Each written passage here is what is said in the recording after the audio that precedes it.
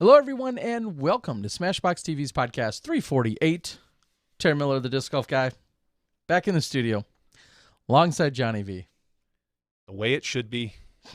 You know, I got a little spoiled last week. I had the pleasure of sitting next to Hannah Macbeth, giving me plenty of great insights, doing research. Listen. Clever things to say. And then I come back to this. Our guest tonight, Macie Walker, will be on in a few moments. I cut together highlight clips for her. That's kind of like, that's almost as good as research. All right. I mean, I don't know if clicking and dragging necessarily counts as research, but it does. We'll claim that it does for you. It definitely does. As you just said. It's my side of the podcast. As you just said, tonight we're going to feature, for the first time ever, having a conversation with her in depth outside of a few post-round interviews. We're going to have Macie Walker joining us in just a few minutes. It's really exciting to have a new player come on the show because it feels like, we looked at, no offense to Macie, but we looked at the winners this week and we were like, really, Macbeth? He was literally on the show a couple days ago. I mean, you couldn't see him, and he was just hollering from the, the cheap seats. Yep. But he was on. And then who won an Haley FPO? King? Or who won an FPO? Haley King. We just had her on like 5 weeks ago. I love it that we can highlight some of the new and up-and-coming players. Well, so like we said, in just a few minutes, we're going to have Macie Walker joining us tonight, so it'd be great to get to know her a little bit and find out not only some of her history about disc golf, but also what we can look forward to in the future. Of course, then after that, we're going to recap a little bit of what we saw that took place at the 2021 Dynamic Disc Open. Pretty incredible, as it was our second stop on the PDGA National Tour here for the 2021 season. And as you just mentioned, spoiler, guys, Haley King, 2 for 2 on the national tour this year. She's won a third of the events, so clearly in the driver's seat and performing quite well. So no disrespect to either of our two winners that aren't here, but as Johnny just said, we talk to them often, and I'm sure we'll be talking to them more as honestly, they're old news. As the year continues to roll on. Incredible performances, and we'll dive into that a little bit more a little bit later. But for now, I think for the first time ever, and I'm guessing it won't be our last either, coming in from our Disc Baron Digital Green Room, we have Macie Walker. Hey, everybody. Hi, Macie. Welcome to the show. How are you doing? We're doing great. But I'm going to ask right off the bat, is it at all weird that kind of everybody's talking about you right now? Yeah, it's honestly insane. I don't even know how to describe the feeling. I mean, like I said in another interview, is like people just come up to me I don't even know and know me. So it's kind of crazy, but yeah, I mean, I like it. Well, more now than ever with, of course, both live and post-production and UDisc. We're seeing this new name, your new, relatively new name, and therefore people are like, huh? Like, who's hanging with Paige, or who's beating Paige? Who's hanging with Haley and or Kat and, and the Sarah Hocoms, just all of our top players? Usually there's like a very slow progression and we're getting to know people more and more. And then all of a sudden you showed up on the scene in Jonesboro and we saw that you had the lead. You, unfortunately, I watched you take the double bogey, a couple rollaways on hole 18, but you still had this incredible opening round. And right there, like, boom, like you've arrived. Pretty incredible. Yeah. Well, for Jonesboro, I didn't even know how well I was playing at the time. I usually look at my scores when I'm by myself, but Jamie, my fiance, was caddying for me and he was looking at the scores the whole time.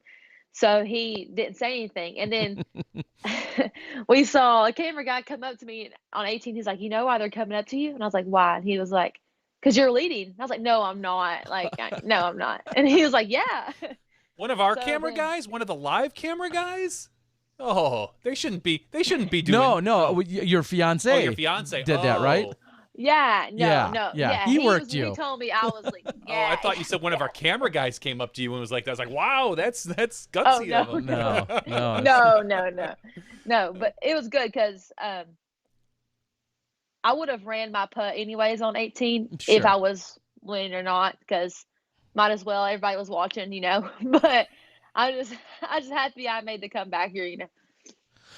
Well, I and to mean, be fair, yeah, it was you the had a difference bad. between third and fourth. Honestly, I mean, that was it kept you tied for third as opposed to dropping you to fourth No, on that final putt for the last day. yeah, I was actually talking about Jonesboro, but Oh, nonetheless. Yeah, the Jonesboro. putt. Yeah, Yeah, Oh, yeah. I'm I was sorry. just thinking about your first round at Jonesboro. Like, that's when we really saw you for the first time.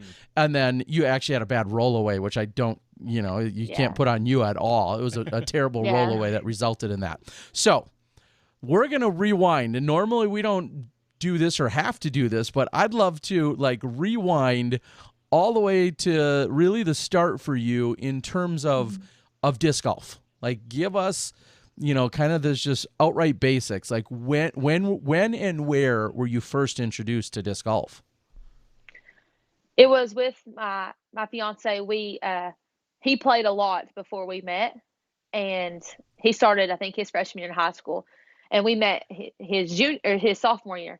So he was playing all the time, and I just kind of jumped in, and I was really nervous to throw in front of people at first because, it's nerve wracking doing something you've never done before. But it was either I learned how to play or I was going to be walking the whole time because we play every single day.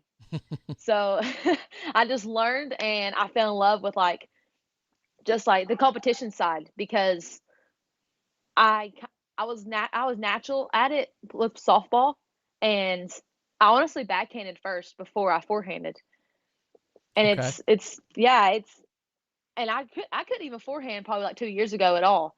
And then I just learned really quick, and now I honestly trust my forehand more than my backhand.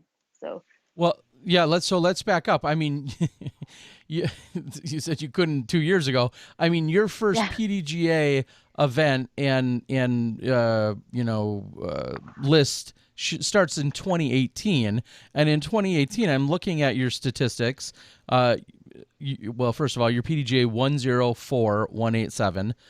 So you're a 6-digit PDGA number, which tells us kind of a time and place just in itself. But in your first year, I see in February you took first place in an intermediate event. You played in advanced, what looks like mixed doubles. But by the end of the year, you had cashed in an open event as well. And so you're playing everything from intermediate to open all in your first year of being a PDGA member? yeah. Where I'm from, there's not that many women that play, so it was kind of easy for me to move up because in there's not a lot of women playing that in the division. So I just my Jamie was like, "Come on, you can do it. You can move up. You're good enough." So I just moved up, and I went from there. Well, now, and like you said, I mean, and you're not alone. There's a lot of areas where there might only be one or two or six total women, and they may represent 4 different divisions. Who is closest to you? Is there any names that we might know or people?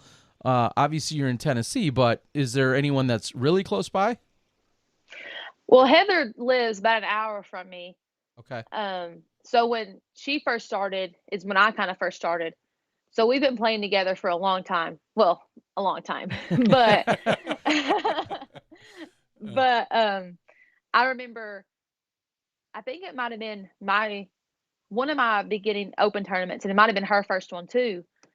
And from then on, we had just been always battling against each other here in our local in Knoxville area. So it's pretty cool that Heather is still new to disc golf. I mean, it's her first year on tour, and now I'm up on tour, and we're battling in the NT, and we were battling in our local courses. So it's pretty cool that that happened like that. But yeah, Heather's one you'll know for sure, and I mean, she's an incredible putter. She's an incredible player. So I'm glad I got to learn from her from the beginning. I mean, What? So Does that give you more of a sense of comfortability Like having somebody on this big scene that you're comfortable with all the time, that you've been playing with for a long time, as we'll throw in quotes, like the last 3 years. Do you think that helped? Yeah, it definitely helped. She has such a strong mental game, and she that's something I used to slack. Like my mental game was terrible, and learning from her, seeing her at first Idlewild, and how she overcome like the cameras and stuff, like watching her has helped me grow in many ways. So yeah, it's pretty cool to have someone that also when going in these big tournaments, 'cause I didn't know anybody, and so someone to talk to after the round, and someone like I stayed with her at DDO, so it was pretty cool to have somebody that up there. So I look at then your second year, 2019, and you played in 14 events in open women. Now, again, these look like I recognize some of these. A lot of Tennessee area events, a lot of C tiers, couple B tiers, and A tier, but you played in 14 events. You cashed in 12 of them, and it looks like you took first in 9 out of the 14, or I'm sorry, 11 out of the 14. Um, have you gotten really comfortable with the pressures and the stress of leading a tournament and being able to close things out? I mean, you just talked about your mental game maybe not being as strong, but it feels like you've learned very quickly how to win. yeah, I think that my mental game has grown tremendously with those tournaments of me being able to win at the end. I mean, I like I said in my interview when we met at Jonesboro that I play better under pressure. And I know that I didn't show that at my whole one at Jonesboro, but that was my first time on camera, so I was, nervous then. But I do think I play better under pressure, and I thrive in that situation when I know that I have to get something done. That I feel like that's when like my whole game just changes, and I thrive in that situation. So yeah, I think winning those tournaments has really helped me for my future, for sure. Wow, and then I look at, I think obviously we talk of last year and the pandemic, and I see that you still managed to get 20 pro events in, and that's with taking off from the end of February until the beginning of June when everything really kind of started opening back up. But you still found a way to get 20 more events in, where you then racked up like another 12 or 13 wins. And I look at, a couple of them maybe being like a one round flexi tier and so on, but still you're grinding, you're playing what looks like every single weekend you can competitively. Is there anything holding you back from playing every single weekend right now? No, I play whenever there's a tournament that I can get into. I mean, especially around here in Morristown and Knoxville area and Kingsport area. If there's a tournament, I'm signed up for, because I love like the competition side. I mean, I love competing, and I think my next one for the Pro Tour is Idlewild, and I wish I could go to the next one and the next one and the next one, but I work a full-time job, so it's really hard to get out there. But next year I'm planning on playing a lot more tournaments and getting out there a lot more.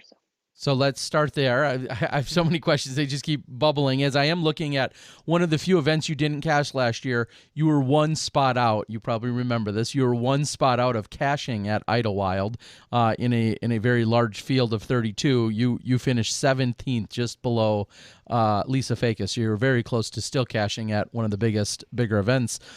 What is it that you do for a profession right now, or to make money? Well, right now I work for at a restaurant as a waitress, Okay. and so I do that, and then I also do like the prep work there. But yeah, I do that. But then I have been also, when we had before COVID, I was sitting with working for home health, Oh. and I had to stop doing that because of COVID, and people didn't want people to come into their homes. So that's when I started waitressing again. But yeah, that's what I do. So, if you don't mind me asking, how old are you? 21. You're 21. Okay. So then I was just going to say, as you said, you started playing basically in high school times, and then you just kept playing more and more, and here we are. Is there anything that you see as holding yourself back from getting on the tour? I mean, do you see, well, I should just ask, is that your plan? Like next year, you said you want to play more. Does that mean full-time touring, or does that mean still just kind of playing as much as you can? I would like to full-time tour. My fiance just got his real estate license, so we're going to see how that goes with that. But my plan is to full-time tour, play as many as I can next year. And if I've talked to Heather, and if he can't come to some, me and her are going to tour together. So I'm going to get out and do probably most of them as much as I can. Wow, that's obviously very exciting and maybe a little bit nerve-wracking for some of the other women out there. I have to ask, and I wondered it during the broadcast, and we hadn't spoken yet, what position did you play in softball? How good of a softball player were you? How long did you play? I've been playing since I was little. I can't remember when I started, but in high school I played center field, and I played travel ball. I played shortstop. So, but I played every position. I was going to go to college and play, but I fell in love with disc golf, and I thought that I could see myself doing more with disc golf than softball. So. Were there inspirations? I mean, that was then a couple years ago, probably 3 years ago. You were really just getting into it. You got a little success right out of the gate, and you probably realized, or hopefully realized, that you could be competitive. Did you have inspirations? Are there any women or tournaments, or is there anything that you've always kind of looked to and that's helped set a bar or reset a bar for you? Yeah, I've always been a Katrina fan. Ever since day one. She seems like she has so much drive, and you can tell. Mm-hmm. Her and Paige always battling. I've always wanted to be like, oh, I'm going to be playing with Katrina Allen one day. And that's always been my goal, is to play with them. And then getting to play with them was an incredible experience.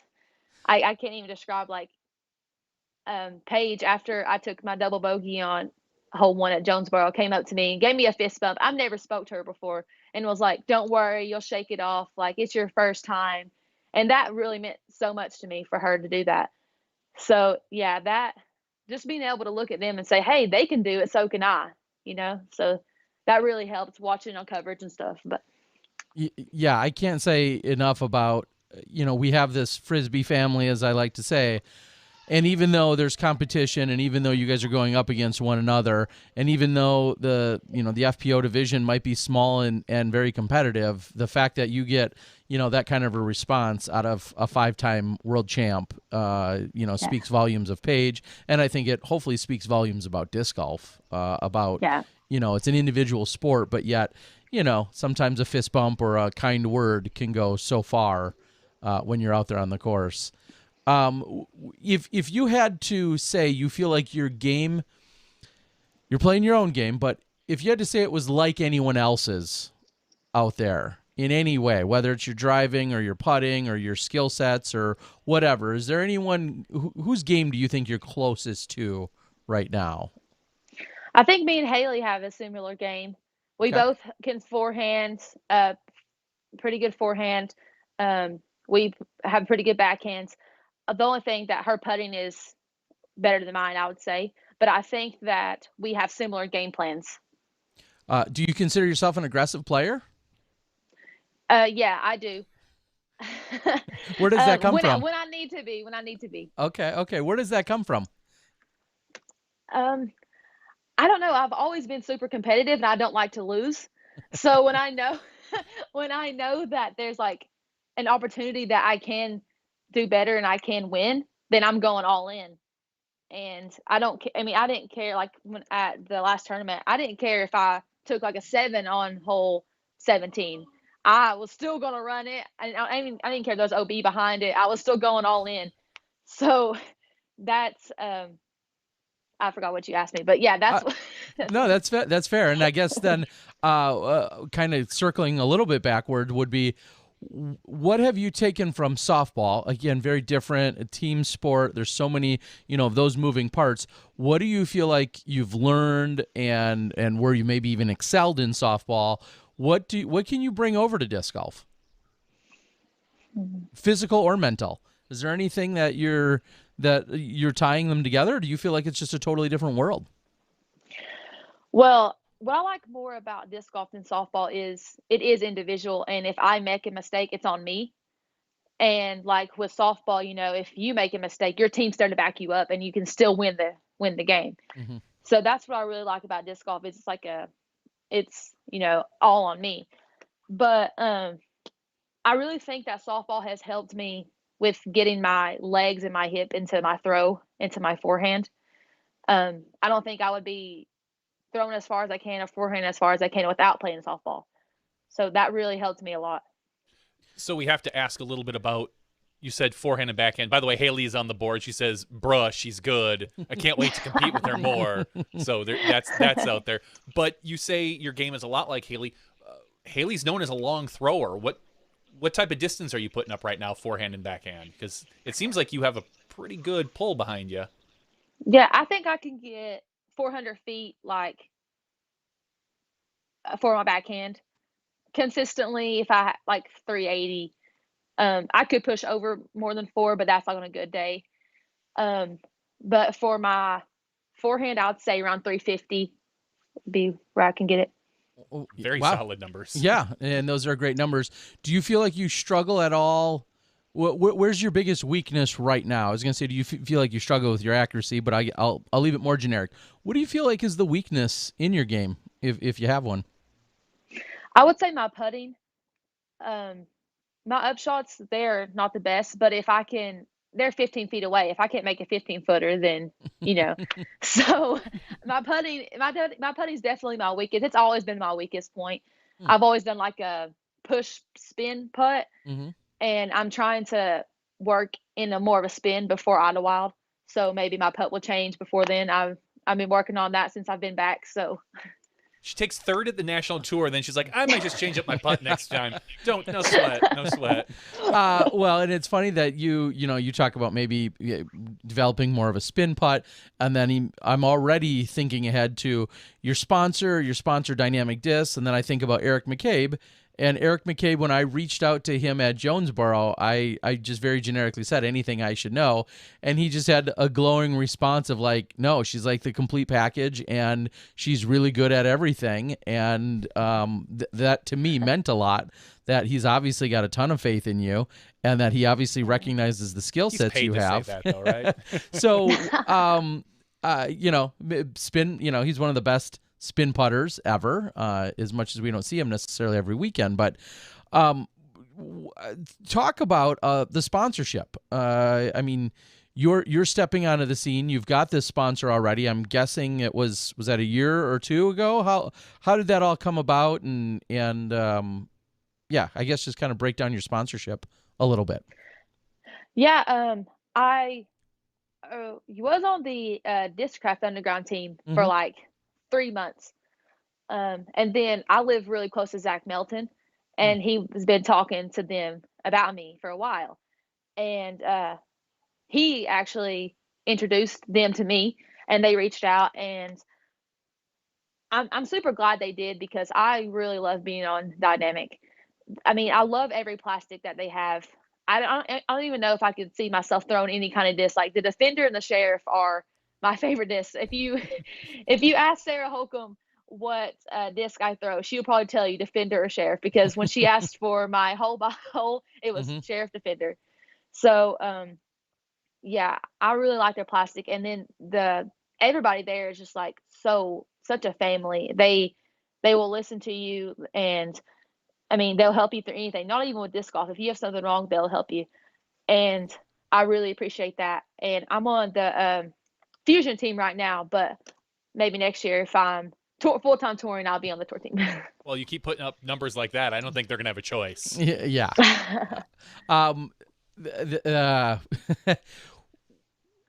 So I guess it's obvious as to what you're driving with. So in terms of the discs, what are your other go-tos in terms of your mids and your putters? I throw the EMAC Truth for my mids a lot. It's a really nice straight disc. Um, and then I throw for forehand mostly is a Justice. Okay. Okay. And then I putt with Wardens, Prime Wardens. Okay. Um, it, what is it meant to be on a team? I know you just said the very family, they're willing to help out, but is that also a little bit different coming from a softball background where, again, team sports and maybe there's a team, but like sponsorship for softball just doesn't feel the same as it does as an individual over in disc golf. What did that do for you as someone who's excited about the sport, seeing all the other players? How did that kind of all come about when you were welcome to the team? I mean, what does that mean for you in terms of like that support? Yeah, I mean, it means everything. Like what you said with softball, it's different when there's a whole team of you that's getting sponsored. Not just for what you've done, but what the team's done, and for them to recognize like what I've done without even coming on like the pro tours, the national tour, just to be open and say, hey, like we believe in her before they even knew me, basically, is means the world to me. So I can't describe how like they are a family, because like when I meet somebody, I don't like Eric. The first time I met him, it was like I knew him, like I've known him, and that's how it's been with everybody. It's just like I've known them for a while, and I've never even met them. Yeah, and I can't say that enough about.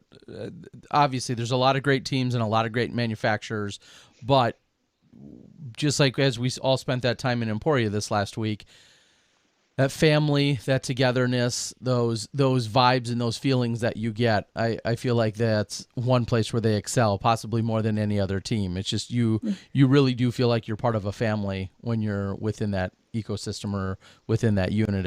It's incredible what they do over there. Was this week's finish any more special because of that being such a big DD event? I mean, did you have or did you even have any other obligations with DD this week? I mean, tell us a little bit about how the week went. Yeah, the week, I mean, it was probably the best experience of my life so far. I mean, I've never played in front of that many people before. This is my first time being on coverage since, well, Jonesboro, but I was on coverage all 4 rounds. So it was pretty cool. And then it was also great to have like, the DD members come and follow me, put me on their Instagram, and then like, after I'm done with the rounds, congratulating me. And am I still on? Yeah, you're here. Yeah, we got you. Okay, it like cut out, but yeah, it was cool. And then when we went to the block party, everybody was coming up to me, introducing themselves, and it was pretty cool because I'm new, and then I'm sponsored by DD and got 3rd place at their tournament. So yeah, it was pretty cool. How do you feel? I mean, you talked earlier about being able to play under pressure. How do you feel about the limelight? How do you feel about all the extra eyeballs, all the extra attention you're getting? For like you just said, you show up to places and now so many people know you. I mean, everybody that's paying any attention to disc golf, or especially FPO disc golf, everybody knows you now. Yeah, it's so cool. I'm so humbled by the experience. I mean, to come out and then not be known, and then to be known like in the span of like 4 days is crazy. I'm super blessed and super humbled that people come out and watch and still congratulate me, even though like I got 3rd place, but it's still cool that like people are knowing me that I've never met before. So it's pretty cool. How about the non-disc golf family, community, friends, supporters? You said your fiance plays, but how about parents, cousins, other people in your hometown, and fellow workers? Does everybody else know what's going on here? Well, not really. I mean, they know, but they don't know. Like Okay. they know that my mom, she's my number one fan. She doesn't know really nothing about disc golf, Okay. but she'll say go out there and ace every hole. She Sure. don't know that. Yeah, Uh-huh. like, but I mean, she knew from the beginning that I was going to be good, and people like my family members, they support me no matter what I do. And they might not think, like, like at the beginning, like, oh, it's disc golf, it's just for fun. But now that I'm actually getting out there and playing, they're 110% behind me. So I couldn't thank them enough for all the support that they give. Has So, your mom been watching any coverage? Does she tune in Yeah, live? Does she watch the post production or? I always sit with her. Like at Jonesboro, I sat with her and watched it and went over, and she's like, "Is this a bad hole, or is something good happen here?" Yeah, like, No, Mom, no spoilers. spoilers, Mom. You gotta watch yeah, it. that's what I always say. I'm like, you'll have to wait. Well, that is awesome to hear, and hopefully everyone continues just to get more involved, and or maybe not. I mean, sometimes people really love that they have almost a separate life. There's your professional life, and then there's your family and friends and home life, and you could be a rock star in this sport. And it might be a really good break from everything you else you deal You with. go home, you're still sitting at the kids' table for Thanksgiving or Yeah, something. exactly. It's like just normal Macie. Yeah, so that's really cool. Do you have siblings or anyone else that plays, or anyone else that's into it? Other friends and such? Um, my sisters, they don't play, but they came out a couple times to try it to play, but they just like didn't like connect like I did. But they'll still come out sometimes. But mostly our friends are people who are in disc golf. We don't I don't really have that many friends outside of disc golf. So all the friends I hang out with, they're all playing. Well, usually you trade them in at a certain point, because if it's a passion that's burning within you, you're Yeah. finding yourself talking about it, traveling for it, competing in it. It's just disc golf is life, as the dynamic disc ads say. And I don't necessarily think that's a bad thing. Some people want that separation, but if it's not, I mean, those are the things that you love and you're most passionate about. It kind of makes sense that you're all in, which is Yeah, it's hard when you're out playing disc golf 24/7 as soon as you can get off work and your other friends want you to go do something else, but I want to go play disc golf. So it's it's that's why I have a lot of friends in disc golf. that makes sense. Well, I could imagine, yeah, getting done with work and they say, let's go to a movie or let's go do all these other things. And you're like, no, it's still light out. I want to Yeah. get league night in, or I want to, go do these other things. Yeah, I can understand how that can be difficult for you. So we see that you're registered for a couple other events yet, of course, this year. And, the biggest being Idlewild, like you had mentioned. Music City, of course, a really big event. Tennessee State's also a big event. But,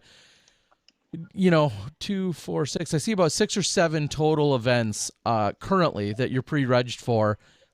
Do you see that expanding by a lot? I know they're tough to get into, I don't but see Worlds on there. yeah, the World Championships. Any other events you're hoping to add to your upcoming events list?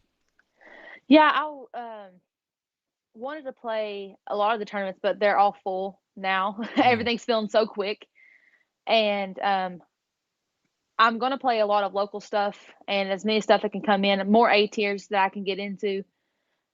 But as of now, I don't really know. One don't come up on my top of my head, but Worlds, I'm not going to be able to make this year just because of work, where I'm asking off for a lot of other tournaments, and Worlds is pretty far away from where I'm at, so it's pretty hard to get in there. But next year for sure, I'll be at Worlds. So then that was going to be my next question: is do you have you probably have a limitation, A, with the amount of time off, and B, is there just a restriction in terms of how far you realistically think you could travel, so that you are coming home on Sunday night and ready to go for Monday or something like that? Is there kind of a range of where you wish to travel to? I mean, are you trying to stay a certain amount of hours from home, basically? Yeah, Emporia was about 13 hours from where I live. It actually took us 17 hours to get there because we stopped and played 2 courses on the way. Of course. But I think that's probably as far as I will go just because I didn't get back home till really late Sunday, and then I had to work Monday morning. Mhm. So it's really hard to travel that far. But anywhere from there over, I'm going to try to play. And it's funny because there's a little tie to a fellow teammate in Holland Hanley who we spoke to, a few months ago, newer on the scene. Oh, Oh, no worries. I don't know how to fix that. There you go, fixed. Okay. Perfect.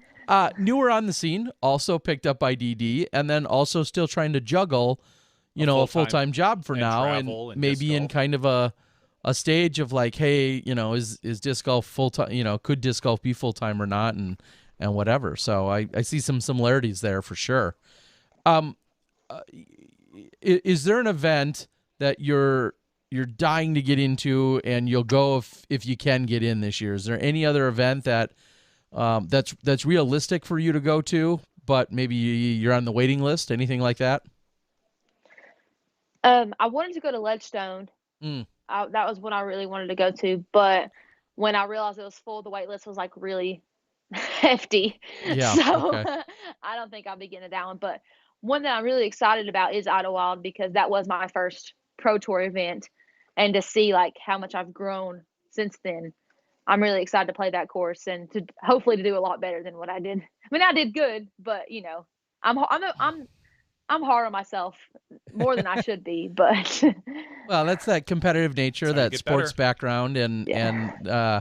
and also again so many similarities. I think to Heather Young when we saw her get to Idlewild, and then she really made her first big splash there by performing very well at that event a few years ago. So there's some similarities. What do you? It's a ways off, but what do you think about that course? It's known as one of the toughest ones on the tour. A little bit of woods or a lot of woods, some distance, some accuracy. It's got everything. Elevation, usually heat. What is it about that course for you? How do you feel about it? Well, I usually like the more of the golf course type of disc golf, but Idlewild is probably one of my favorite courses.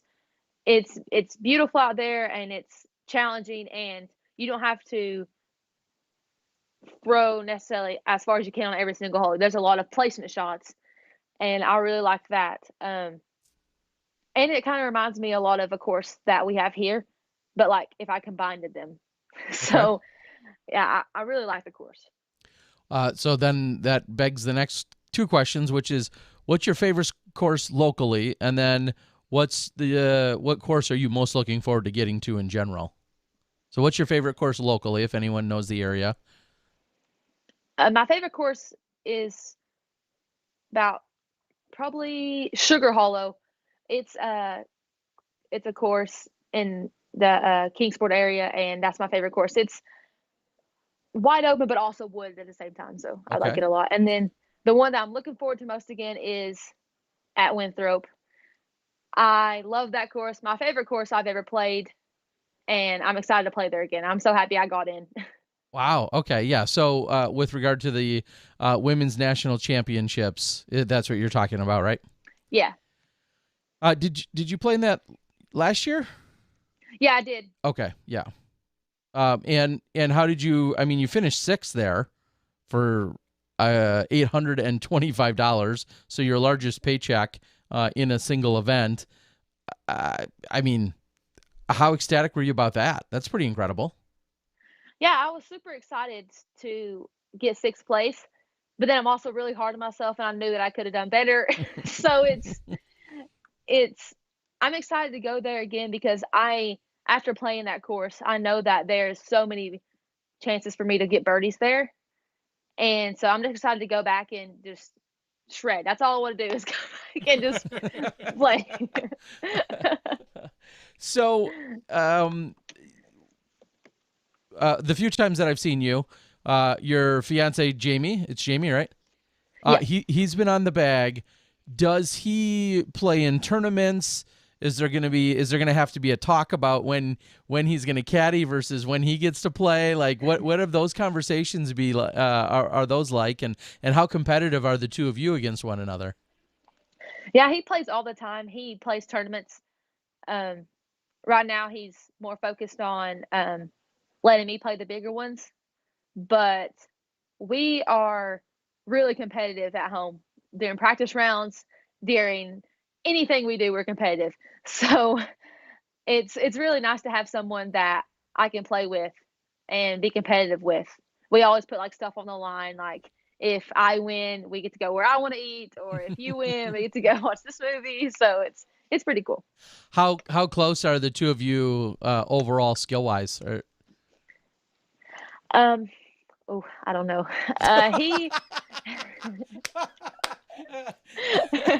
he Uh-huh. he's better than me by Uh, I don't know. He's better than me. I'll admit it. But okay. I think like in terms of me against like the FPO division and him against like the MPO division, I'm better than him. Sure. But yeah, I meant you two heads up. I mean, if you I'll rephrase the question. If you guys Okay. played 10 rounds against one another, how many rounds does he beat you in 10?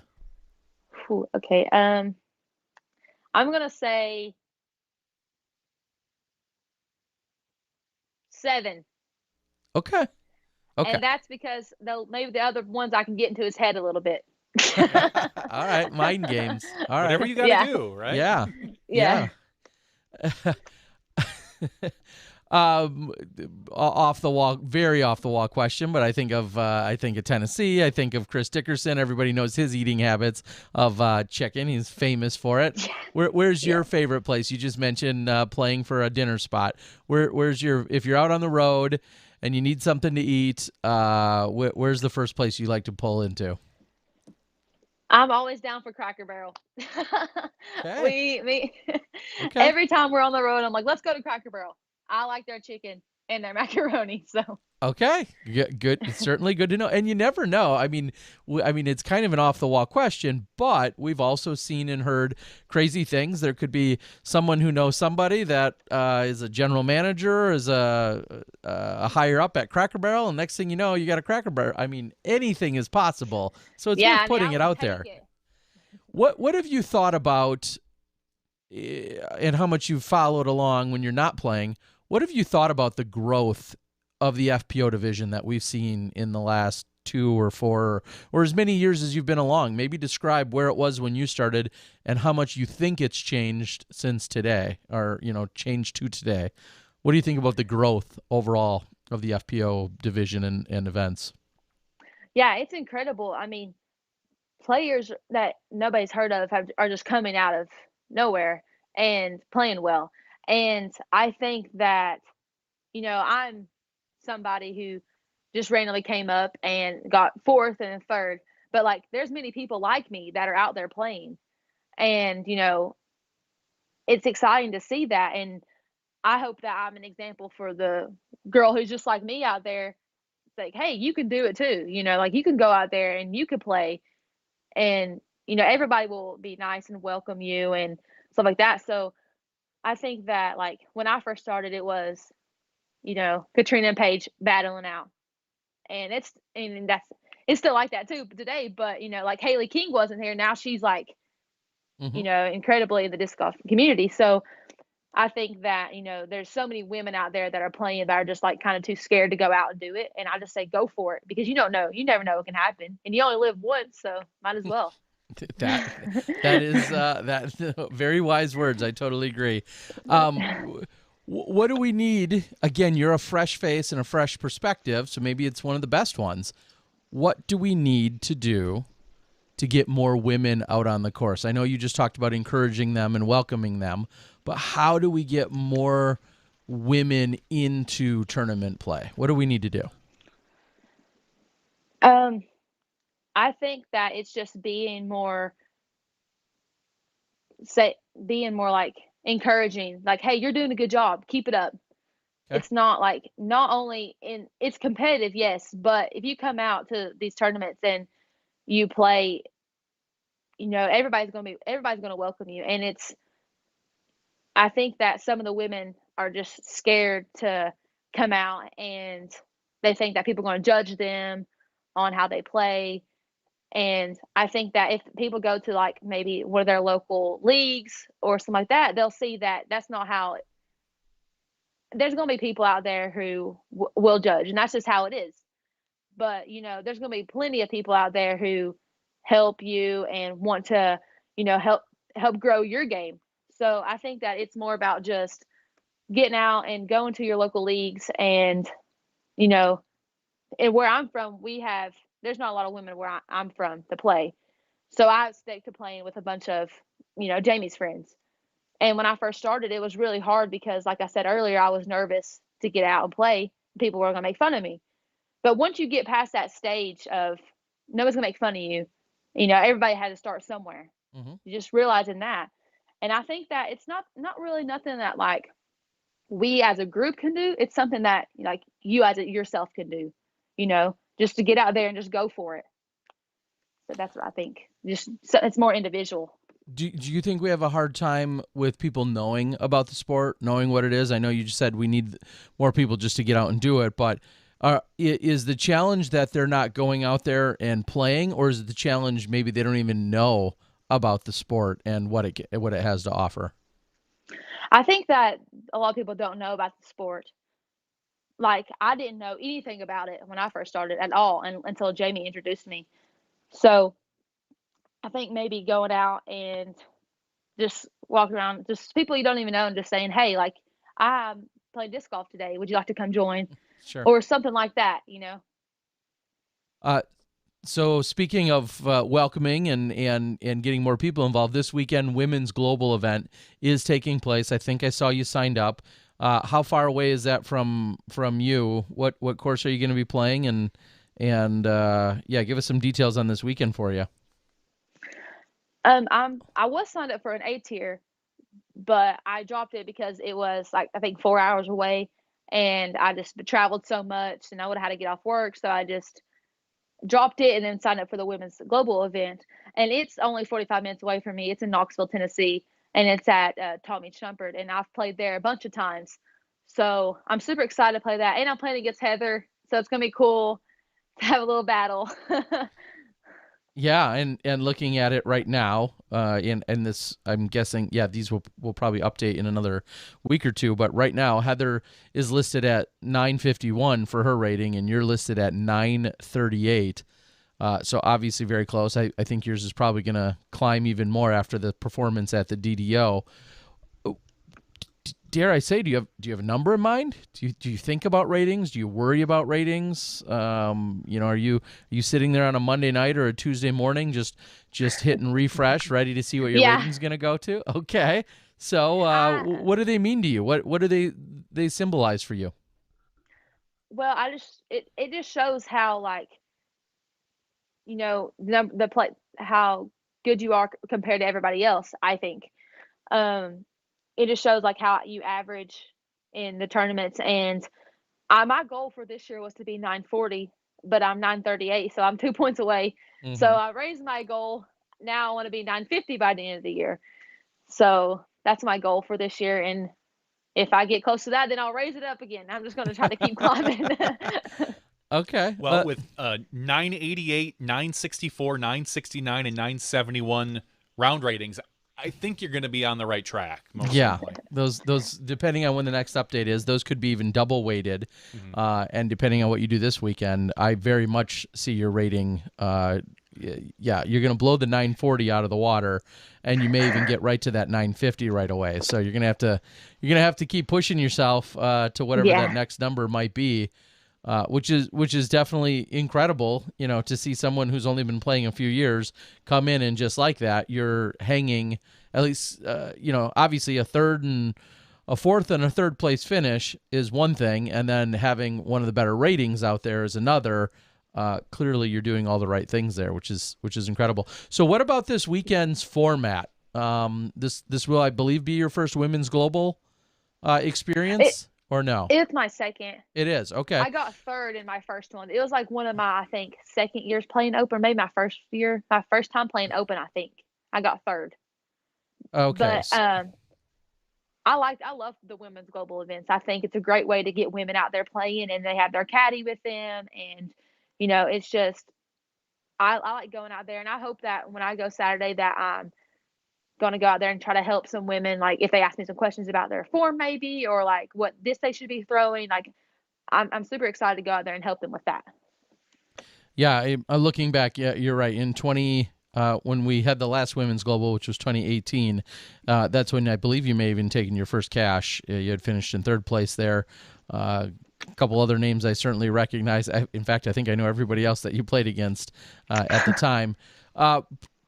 Pretty cool format, though, that you're going to be playing. You know, Emily Garner, who's another one on the board, who's up and coming FPO player out of Carolina area. She said she's going to be competing against you, and you could have the likes of a Paige or just literally anyone from around the world. That's a pretty cool experience in itself, isn't it?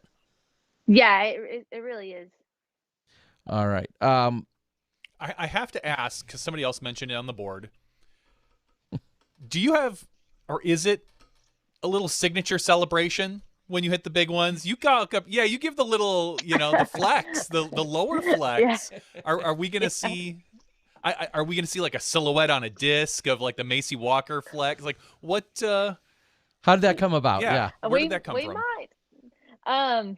Well, actually, me and Haley were on the same card round one.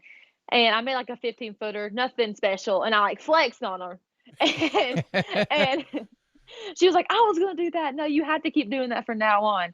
And so like every time something like that happened, I'd flex. And when I threw it in on 17, it was just, and on 16 I made the putt. It was just like I didn't even think about doing it. I just did it, and it's so cool. Now everybody's like calling flexing on them and stuff. It's really cool. And some of our viewers that are watching right now on the video version are able to see you lining up your shot. This is 17. The control room honestly went nuts when you did that. Everyone in the control room was so excited, like, wow, what a great putt, especially with that win. There it is. There's the little flex. It's incredible. I think we heard it when I heard it live. I think I heard for you calling for it to go in or to get in. Mm-hmm. What were you thinking as you released it and you saw it tracking toward the basket? Did you think it was good, like right out of your hands? Yeah, I thought it was good. As soon as I left the hands, like that has to be it. And Jamie was like, because I wanted a step putt from there, and he's like, no, you got to throw it on a little bit of Annie and it'll go in. I was like, okay, so I threw it on a little bit of Annie and it went in. And it was crazy. Wow. I mean, I don't think there's time for him to go play golf. If he caddies that well, it sounds like he's going to have a permanent caddy job if he's giving that great of advice. I love it. Yeah, closing out the event, probably a little bittersweet, that long drive. How did you decompress? What were you thinking as you're driving home? Here we are a couple days removed from it. You've been doing, I'm sure, interviews and all over the place. Like I said, everyone's talking about you. How does that soak in? How do you decompress after such an incredible week? I just, after the tournament, I was super pumped, super excited. I wish I could have played another tournament right after that. It was so cool to see everybody out there cheering for me. And on the way home, I just was reflecting on how, humbled and blessed I am just to even be there and just to be able to get the opportunity to go and play. And I'm super happy that, I'm getting out there now and, people are knowing who I am, but I'm just honestly just blessed to be able to get out there and play. That's all I want to do is go out there and play and compete. And if I got third or if I got seventh or if I got 30th, not below 7. It's like, yeah, not below 7. That's a cutoff. No, but either way, as long as I got out and just played my best, and that's all I can do. So just sitting back, going over the holes, I could have done this, I could have done that, but in the end, it's just being able to get out there and play. You have these women you've idolized or looked up to and dreamed of playing with. We see the sport with these fresher faces like Haley who have come in and Heather who have come in the last couple of years. You have to be thinking ahead, long-term goals, big picture. you're seeking your first world title, right? I mean, that's Yeah, that. It's all or nothing on that, right? yeah, that's exactly how I feel. I mean, I believe that like, what's the point of doing something if you're not going to go 110%?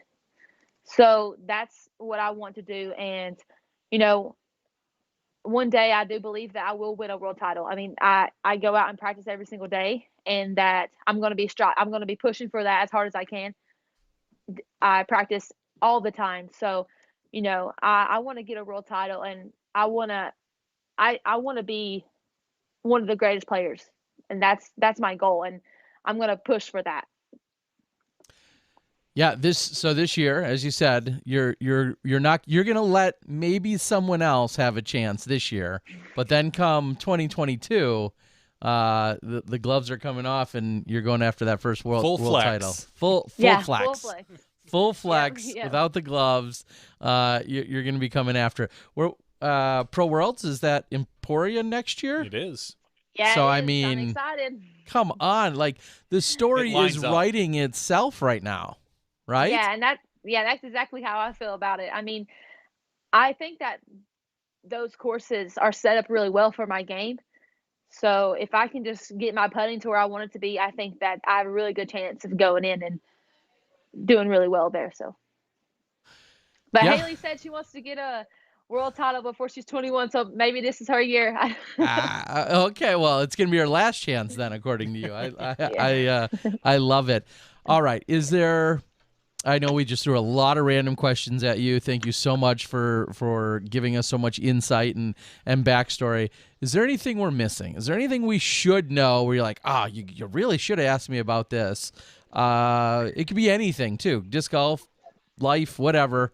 Anything that we're missing? I don't think so. I have a dog. His name's Raider. If you Okay. want to know about that. Yep. Yeah. We have heard that direct influence from the DD disc names, or no? Yeah. Yeah, we Okay. named him after the Raider. He's he is 8 months old, and he's a little German Shepherd boxer mix. So he's Okay. feisty, but Okay. So yes, definitely. I remember when you said that, or I had heard that earlier. I thought to myself, well, that could have just been a coincidence, but clearly not. If he's just 8 months old, that there's the direct tie. Timeline. Awesome. Yeah. Awesome. All right. Well, now we would love for you to take the opportunity.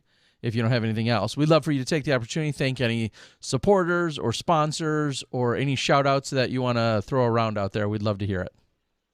yeah, I just want to thank my sponsors, Dynamic Disc, for giving me the great plastic, always being just a family to me, and supporting me along the way. My family members out always supporting me, and my friends and family here in Morristown, Tennessee. They're the biggest fans I could ask for. And thank you guys for letting me come on here and do the interview. It was great. Well, yeah, of course. You're welcome anytime. We're obviously pretty laid back on and just about any Tuesday night. And if you ever have information you want to share, ever want to give us anything, break into the world with a brand new exclusive update or something exciting, we're always here for that. We love supporting all golfers, but we really, we especially love supporting and watching that FPO field grow in terms of competitiveness and all the personalities that are out there. It's we're more than happy to do so. Is there any specific way that someone can support you individually? Are there discs or a website or a tie to a sponsor? Is there anything else Venmo, specifically? I mean. Yeah, is there anything else specifically that people could do if they wanted to support you? And how can we follow you on social media, assuming you want to be followed? Yeah, my social media, I think I used to have an account. It was M&J Disc Golf, but I changed it to my personal account. Okay. So it's Macie_Marie. So that's my personal account, and you Okay. can follow all my disc golf stuff there. But I'm going to be getting my fundraiser disc in and my stamp on some stuff. So as soon as I get that in, I'm going to be posting about that, and that would be a good way you can help support me and get me out there. I'll make sure to message us and let us know. We'll get the word out. What Okay, disc is thank it you. gonna be? I'm going to put some stamps on the Invader, and then I'm going to go out and get just some just different discs, like maybe the True, just something that people would like to buy, and that they're interested in. Awesome. And you do not have in the bag or any other videos out there right now, do you? That people, if they wanted to. Okay. No, I don't have one, but I'm about to do an in the bag video. So yeah. This weekend, everybody wants it. Yeah. I'm sure everybody's clamoring for it, and if we see it come across, we'll make sure to post and repost on our end as well. So, thank you, Macie. It's been incredible. It's been awesome watching you these last few weeks really come into your own and be on the big stage, perform well under the lights, under the pressure, under everything that's been on the Pro Tour and the Elite Series. And obviously, you've put yourself in that position with wins in the past, but to see you on the biggest stage right now, performing and flexing on some of the other women, top women in our sport, has been, I don't know how anyone can think of anything but excitement for you. So it's been really awesome. Thank you so much. Yeah, it's been incredible. All right, everyone, we're going to let her go. This is, again, Macie Walker. Macie, best of luck to you this weekend at the Women's Global event. Go out there and kill it, and we'll be talking more. And if anything, I'm sure we'll hear more from you come Idlewild, and we're going to look for you on another lead card that weekend as well. Okay, thank you. All right, have a good night. Thank you. See ya. Bye. Goodbye. All right. Macie Walker. What a great story. It really is. Until we find out she's part of some crazy scandal. Okay, probably not. Probably not. Probably not. She seems like she's got her feet on the ground. So. Yeah. Doing all the right things. Clearly passionate, clearly driven, has some inspirations, but yet has her own hopes and dreams and goals. I gotta say, I don't know how you can't be excited and supportive of everything that she's got going on. If you're not, it's only because you're worried she's coming after your spot in the FPO division. And even then, you're probably cool with it, just to see it all unfold. Well, I mean, at least let her try. She's got plenty of people to battle. There's no doubt about that. But do you think we need more personalized celebrations in our sport? I mean, because when I think of like Haley King, for whatever reason, and maybe she's only done it once, but her air drums with her hands, like after she hit the big putt at GMC, she did that, and I think I've seen her do it one or two other times, just in general. She's a big Phil Collins fan. Yeah. I mean, I'm sure she's okay. That was a throwback to all you kids. Look up Phil Collins or Genesis. I mean, it's the 80s. In the air tonight. Yep. Maybe they know it from the 20-year-old movie The Hangover. Yeah, I don't know. Exactly.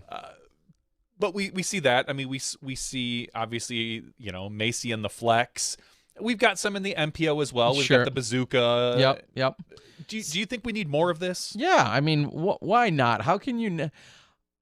I think it's fun personally. I just wanted your input on the it. excitement of watching someone can one from circle 2, circle 3, wherever it is, or just lace a shot that had the tiniest window but somehow got through. And I mean, why not? I'd love to see more of it. It gets everybody excited.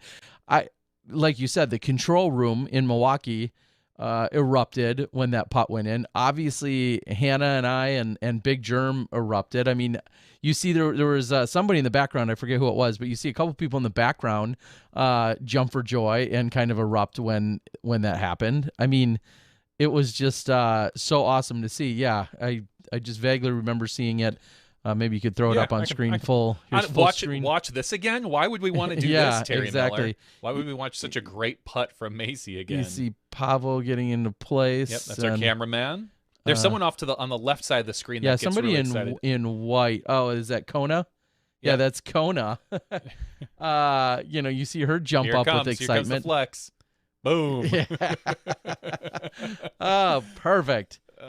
Just flexing. So we have Haley King to thank for that, I guess. A little bit. I mean, no surprise. Awesome. Very, very cool to see. And then she brings the accent that some of us obviously are not necessarily used to, being depending on where you're from, but she brings the accent on top of it.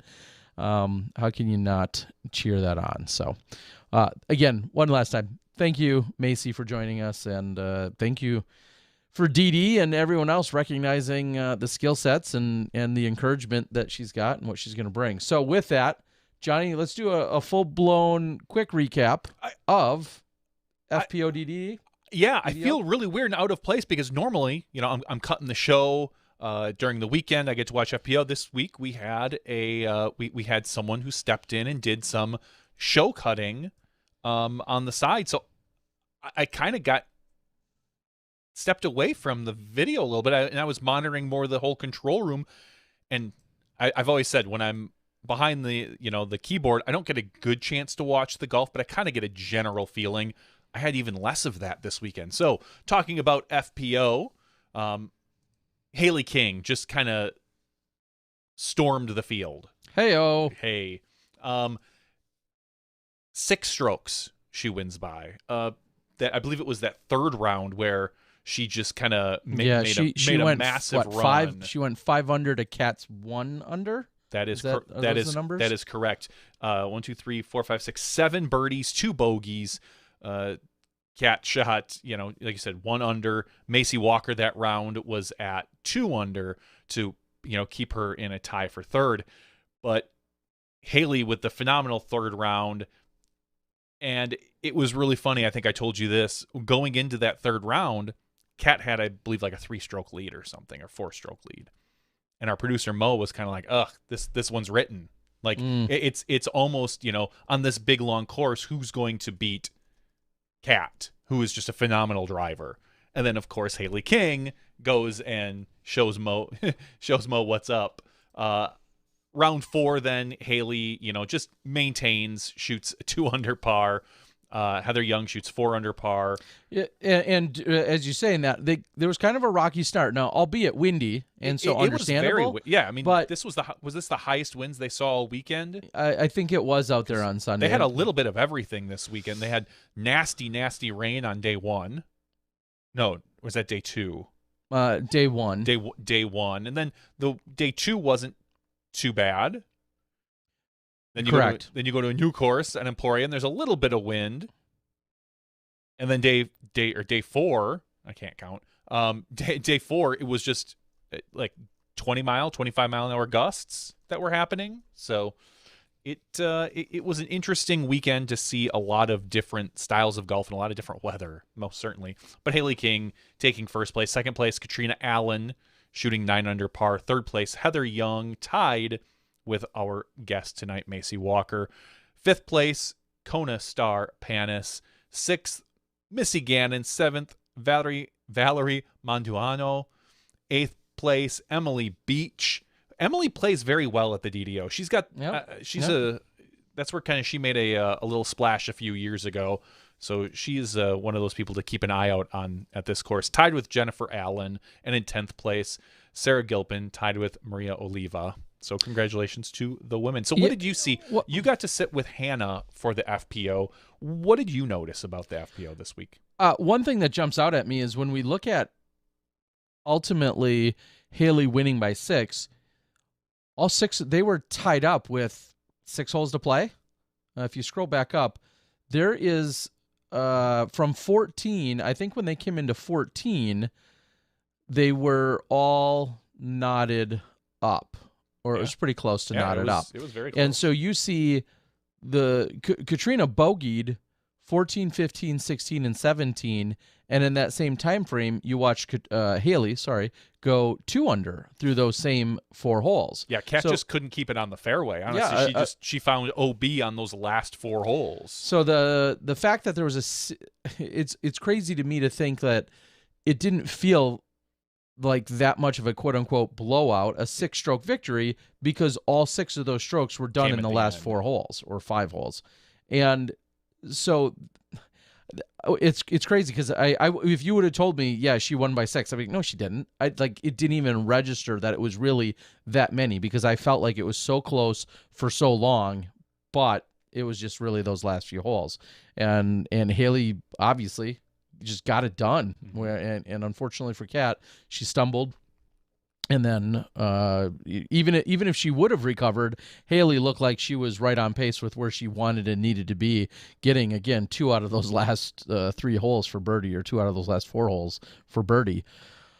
I can't say there was anything that was crazy that overall jumps out at me. I guess maybe if I looked at the UDisc stats, assuming they're not charging me more yet, I'm going to look at, that's a joke for later, the UDisc stats. I don't know that there was anything that was all around crazy. I mean, we watched Heather Young make a ton of great putts and really finish strong on the tournament with the hottest round during the final day of 4 under. Yeah. Heather Young, 92% C1X putting on that final round. Yeah, and then you look at the rest of the division, or the next few followers. I mean, Kona throws.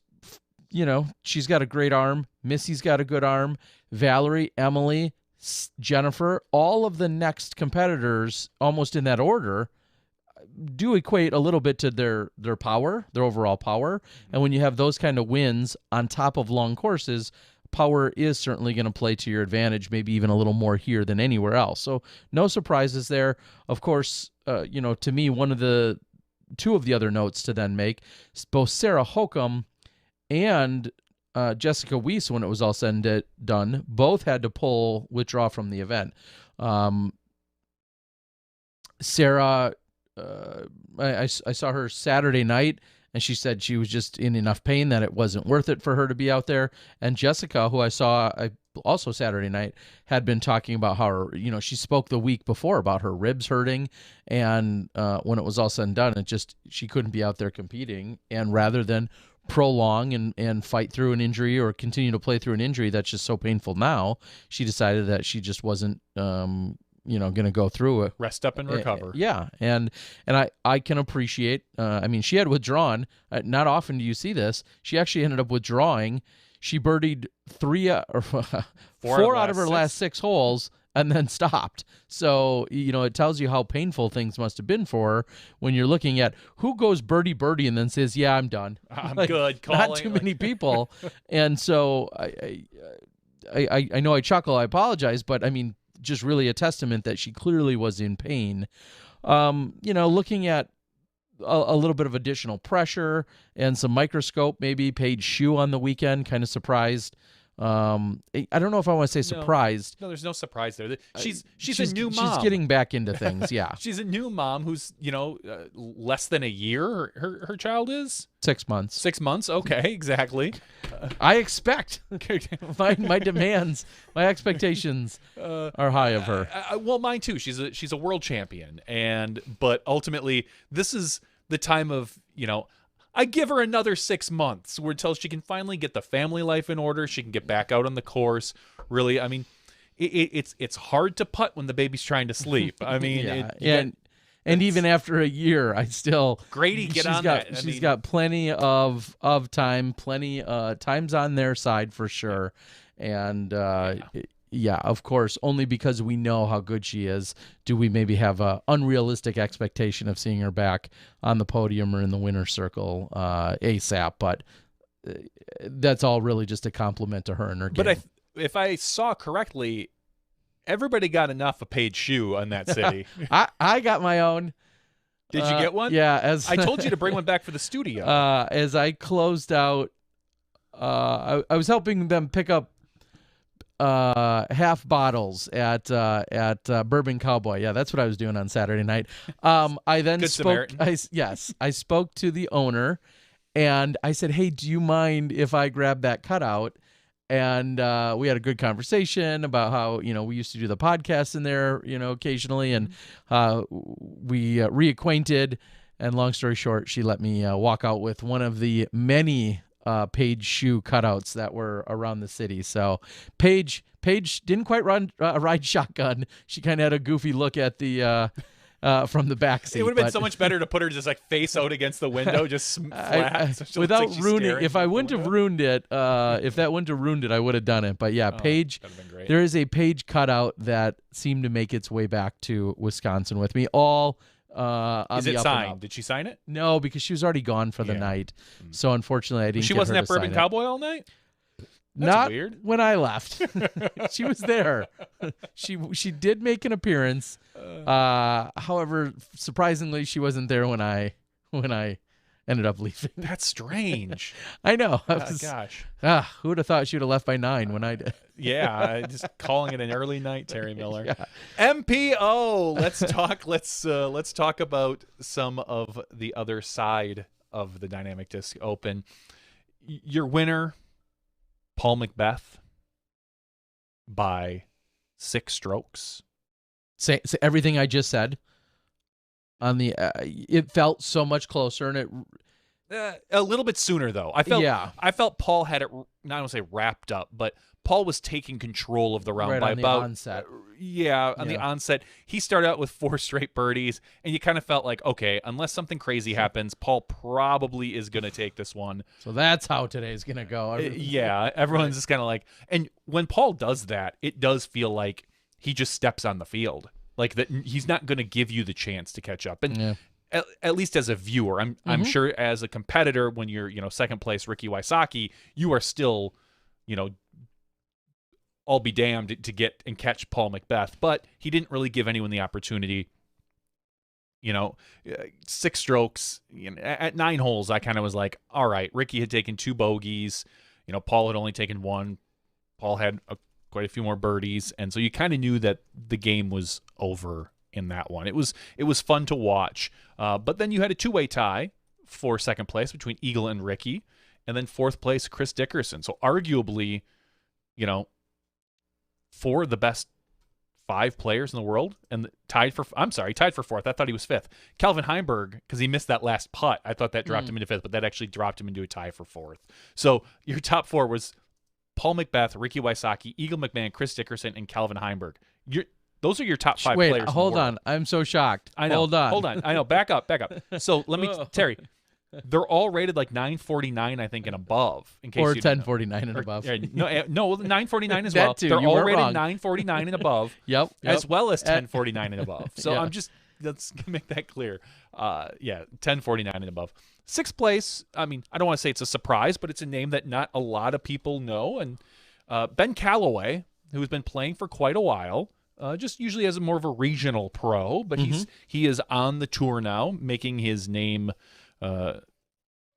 better known out there. 7th place, Drew Gibson. No surprise, a nice course for him. He always plays pretty well here. 8th place, again, a young name that I think we're going to see a lot of, which is Gavin Rathbun. 9th place, Andrew Presnell, tied with Adam Hammis, tied with Paul Ulibarri, tied with Zachariah Johnson.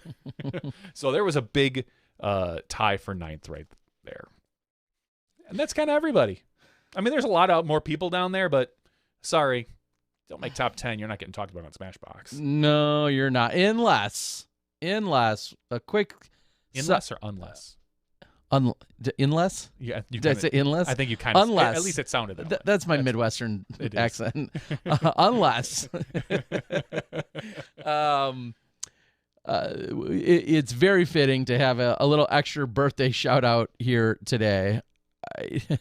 If you want to win a USDGC title or more than one, May 4th is a really good day to be born on. So parents, if you're listening and you're trying to plan for about 15, 16, 18 years from now, wait a few more months yet, but May 4th appears to be a good day. We have 3 U.S.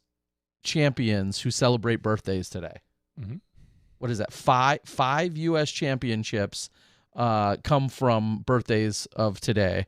And that is, of course, James Conrad, Nate Sexton, and Will Schusterich. So happy birthday to those guys.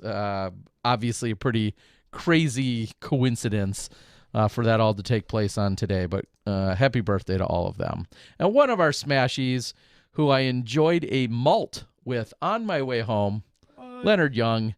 Lenny, it was kind of in random. I was in Ben Calloway kind of neighborhood territory, at least where I know Ben from, I should say. And I was on my way back late Sunday night. I super randomly, reach out to Lenny and Kelly, who I know disc golfers in the Quad Cities. And I said, hey, what kind of ice cream can I bring by? And do you mind a surprise random visit on a Sunday night? And they were up for it, and they graciously welcomed me. Well, of course, I showed up with ice cream and malts. I mean, if And, you're going to show up randomly, you have to bring that's what I felt something. like. And so I was able to stop by and connect with them. I haven't seen them in quite a while, and it was super fun. And little did I know, the very next day was Lenny's birthday, so it was yesterday. So again, buddy, happy birthday to you, and thanks for all the kind words and support. I know he was watching earlier, but he often watches what we have going on here in the live world. So, yeah, good times for. So, if I'm ever traveling through your state or your neck of the woods, and you are literally just a few minutes off of an interstate, and I know this, well, then yeah, maybe I'll stop by with a malt and or some ice cream and just invade your house for an hour or so. Who knows if you'll have just a stranger riding in his car with him or a page shoe cutout. We don't know. You I never got this know woman in the car. Don't mind her. The DDO, which is the second DDO. It feels like the first because it's like they replaced last year. It wasn't really a replacement for GBO, but this year it's truly a replacement. The story of the week, unfortunately, was Ricky Wysocki. And, last week we did a nice, we did a fundraiser and whatnot, and we were able to donate. For those of you that don't know, we donated $400 last week to the GoFundMe for Ricky and his now passed away sister.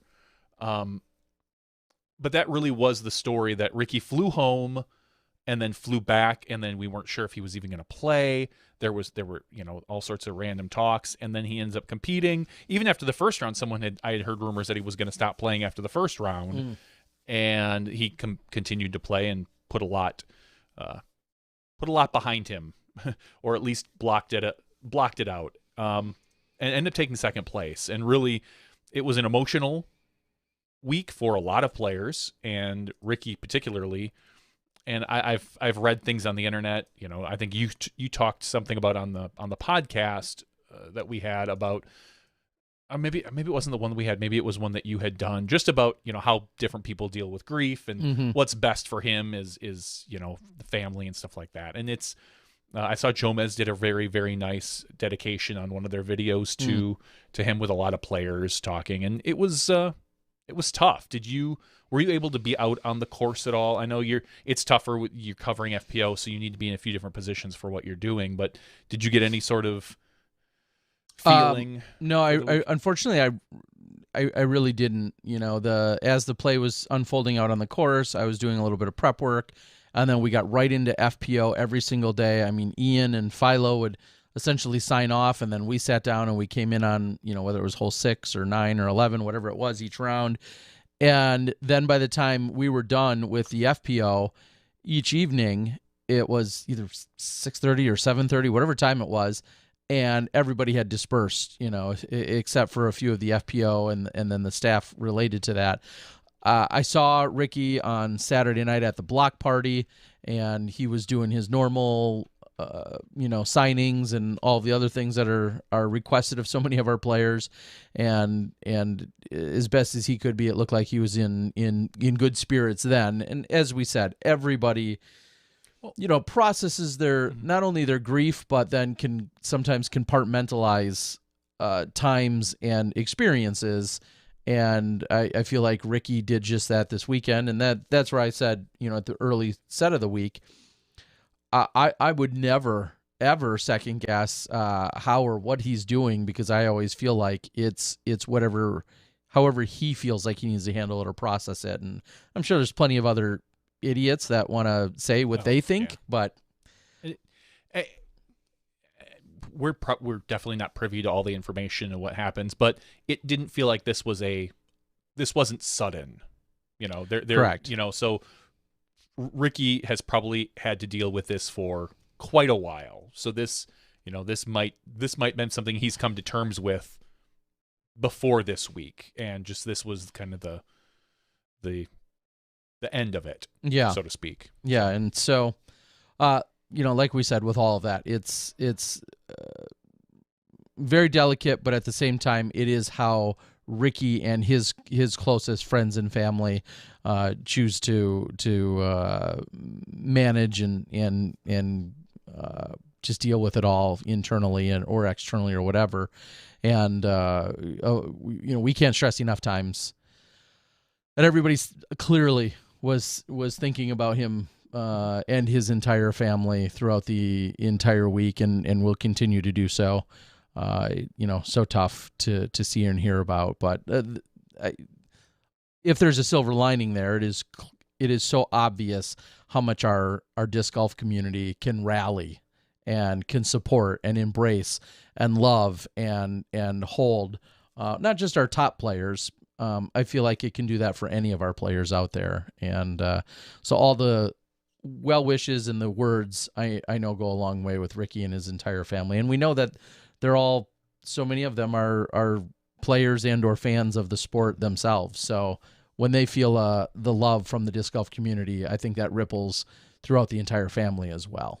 So, and as you mentioned, Johnny, it was really thanks to you guys. It was thanks to you guys that there was a 300 and change contributions that came in through Super Chats last week. Johnny, without even consulting me, made the right move, rounded that up. Sorry, I know. No, he rounded that up, and then ultimately made a $400 contribution, and that is all thank you to our Patreon, to our Super Chat, Super Patreon chatters, supporters, and everybody else, because we did get, it wasn't just Super Chat. I did get a PayPal donation as well. For that, so that was very, very kind of all of you out there. Yeah, for sure. So thank you guys very much. Speaking of money, let's move this subject along. The biggest news today was the price increase that UDisc is attacking us with. I heard. Now let me. $15 a month is what I heard. Is that?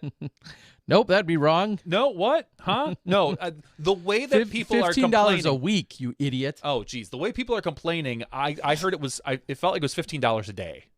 That you now have to pay for UDisc in order to have their stupid professional subscription. Yeah, that does like a bunch of scorecards where you can share scorecards and mapping and all this stuff.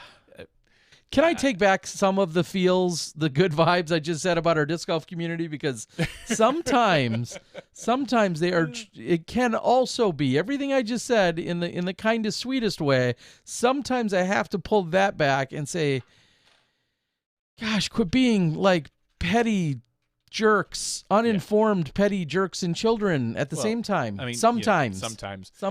And obviously, we are joking. It is. They are raising their subscription price from $5 a month, or $5 a year, to $15 a year, and it's still a deal. Honestly, I don't know. I haven't talked to Matt or Josh yet to get all the information. I sent them a scathing email. I'm sure you should. I'm gonna shred them. Tell them I want them to do more work for free for me. Damn it! You get a pro account with a PDGA membership, and I don't know what the deal is going to be with that. If that's going to continue, or if it's again, I haven't talked to Matt or Josh, but I haven't heard otherwise. And they are so greedy. They gave us a heads up that they gave you a heads up and told you can like renew for another like year or two at the current price. So if you're really truly worried about that $10, by all means, please go sign up now for your next year. And I will not. No, I will judge. I was gonna say I will not judge. If you're paying for UDisc and $10 a year is really a deal breaker, that big of a deal to you, maybe you shouldn't be paying for UDisc. And it's not a knock on UDisc, but I think your financial situation could look in other directions for that $10. It's literally less than the price of a single disc. So anyway, and Matt and Josh are great people. They do really good work. They have, they've put their heart, their soul, their time, their own money into this product, and it's a great product. And as you know, we're here. We want to support good people and good products. and I will, yeah. Here's my take though on all of that. You had a rough year. COVID sucked. You can't afford another dime out of your disc golf budget or disc golf budget. You're tapped in every way. You owe every person you know. You owe hundreds of dollars to. I feel bad for all of those situations, and I don't want to downplay those. As Johnny just said, if that $5 to $15 is a deal breaker for you, yes, you should be looking at your finances, and maybe it's just you looked at them and you're like, damn it, I cannot squeeze another $10 out for an entire year. I'm also okay with all of that. Mm-hmm. Then you just don't get it. Then you don't get the pro subscription, and be okay with that too. Like it would be different if I felt like this is something that's life and death that you have to have. And of course, a lot of people have come to rely on it and love it, but it's still, at the end of the day, it's a paid app, and it's not going to affect your breathing. It's not going to affect your weight. It's not going to affect your overall mental stability. It's a really nice app, and everybody hopes that you like and enjoy it and benefit from it. It's like but if you can't afford it at the same time, I'm not going to judge you that you can't afford it. But for God's sakes, it's also not the end of the world. Like that's fine too. There's an alternative. There's paying for it and being okay with that, or there's not paying for it and not having it. Those seem like the two most logical options to me. And they still have a free model. Yes. They still have a free model that you can do a lot of the features that we talked about, and you can only keep your last 10 scorecards. Only. I'm going to screenshot, and then I'm going to edit. Which, honestly, to me, would cover my whole year practically. Well, then you go, and then you find somebody that's like, yeah, well, I'll show them. I'm gonna get an Adobe Suite, subscription for $50 a month, and then I'm gonna Photoshop all my round cards together. Do you know how many free Gmail accounts I have just so I can get just so I can get UDisc cards? So no, I have to close and open them every. I play against myself on the different players. It's really a weird situation, but I've got like 52 Gmail accounts, and I just have all UDisc subscriptions. It's great. Well, we saw that there was a clip out there. I'm asking if we can play it because I thought it was a really good clip. But he doesn't want it. So go find it. Disc golf comedy. Oh no, he says he does want it. He will play it. I thought he got me. No, it's too late. No, let's play it. Tyler Brickley. I have to find it now. Disc golf comedy put together a funny clip. It's only 1 minute long. Maybe we could have just played it instead of us getting on our own soapboxes, and we could have just played from his, but it is a solid clip. We'll see if Johnny can find it and or play it. I know it was on Facebook, Johnny. I don't know if he has it on his the Facebooks. I don't know anything about the Facebooks. We'll go out there. But again, we'd love for you to get it, support them, and if you can't, that's cool too. But all right. I think can you pull that in, Johnny? I think I found it. Hold on. Johnny's found it, folks. We're gonna play the best clip for it. I don't know how you can do that. No, I can't. I just want to make sure I have the audio set up. Otherwise, they're not going to hear. Should I start screaming? Yeah, you definitely should. All right, here. Let me turn up the computer audio, and let's bring. Yeah, Tim says he doesn't have time for a whole minute.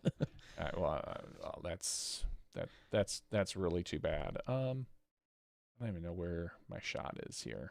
Shot. It says left monitor. I would think there it is. Okay. All right, here we go.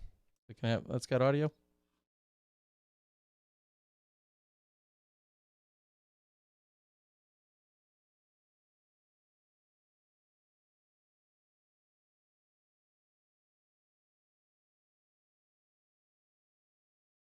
With bathrooms, sort them by difficulty or length, get driving directions, navigate the holes on multiple different layouts, keep score, track your stats, view hole averages, catalog and sort your discs, lots of which still cost more than the app itself, track your steps, measure throws, find and join local leagues or events.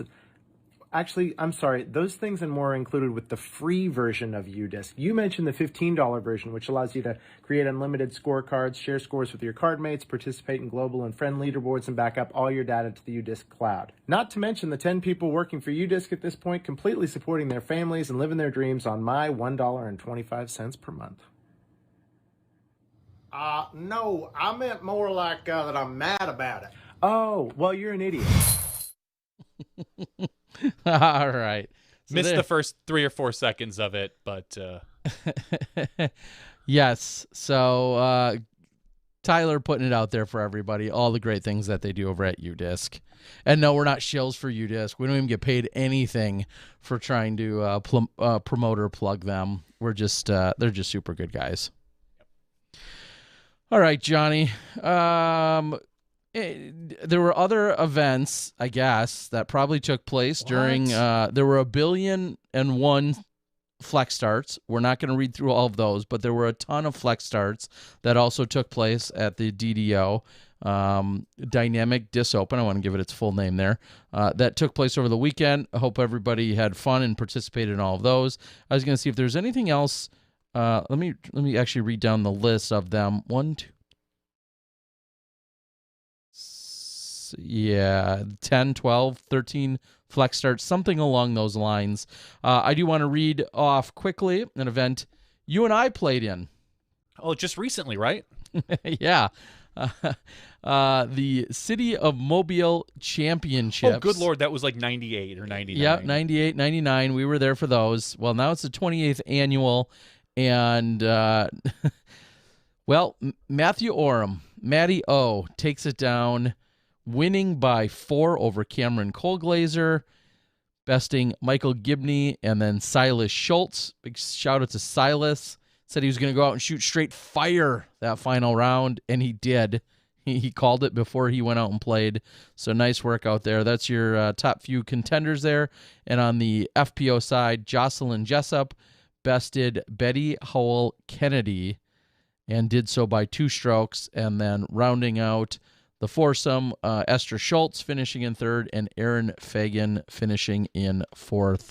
River Sherrod, who we did see back Oh, in my the, Lord. in He's the playing, 90s. How old are we? He's playing Masters. Rivers taking it down in the Masters division. Great to see as well. Congratulations to him. So nice work there for what we saw on the that event. Plastic Addicts, I'll list off a couple of the amateur winners that took place over there for the A tier in North Pekin, Illinois. That is also in the same neck of the woods as, we'll say, the Ledgestone events and some of the same courses and whatnot that get used. Andrew Wallen is your champion in advanced. Out of 72 players, Becca Sobolik took down advanced women. Congratulations, Becca. Big smashy. Becca also doing this incredible progress or transition, or not transition, progression that seeing her do in jump roping. And so she picked up a jump rope a few weeks ago, and she's putting it all on her Instagram. And like, it's just crazy to see this journey that someone who, like, well, maybe like myself and like you and like many of others don't jump rope, and now all of a sudden she's like this jump rope whiz. It's pretty cool. Doug Payne takes it down in Advanced Masters. Jeff Shannon in Advanced Grands. Tim Carvin wins. Cole Minert? I don't know. It's either Mintert or Minert because the T is silent. But Cole wins. Cassidy wins. Jeremy wins. And Luke wins. Holy cow. Well, okay, come on. Lucas, Levi, and Owen also all winners. Those are the other big events that weren't the Dynamic Disc Open. Those are the ones that were jumping off at me as big A tiers taking place this weekend. There was about 1 billion events overall that took place this last weekend. Just in Kansas. Not just in Kansas, Yeah, but just yeah. in Kansas. Well, Everywhere else. I kind of want to ask you real quick about that. Uh-oh. In general, we've gone to GBO, Mm-hmm. and now you've gone to DDO. And how did this week feel compared to the past? I mean, the event technically didn't sell out. We still have some COVID concerns and Mm-hmm. things like that. Did it feel like a GBO in Emporia? Was it smaller? I mean, from 10 p.m. to 2 a.m., was it the same, Terry? I was sleeping. How No. would I know?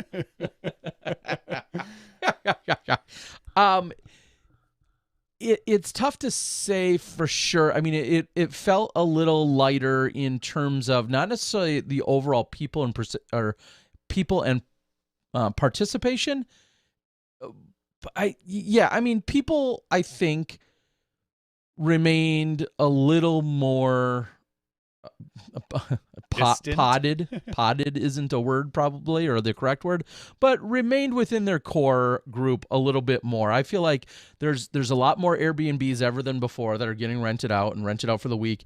And I feel like if you came in and stayed at an Airbnb, it seemed as if you largely kept within that. And that is all very safe and very logical. And so I'm not second guessing it or creating any judgment. I'm thinking that's probably what happened more than anything this year. That's what it felt like, at least. Now, granted, from noon to 7, I was all but non-existent because I was in the booth or near the booth or doing something with it. And then so each night I didn't partake in everything that was happening, but the bonfire did take place on Friday night. That was a lot of fun. Definitely a much lighter crowd than normal.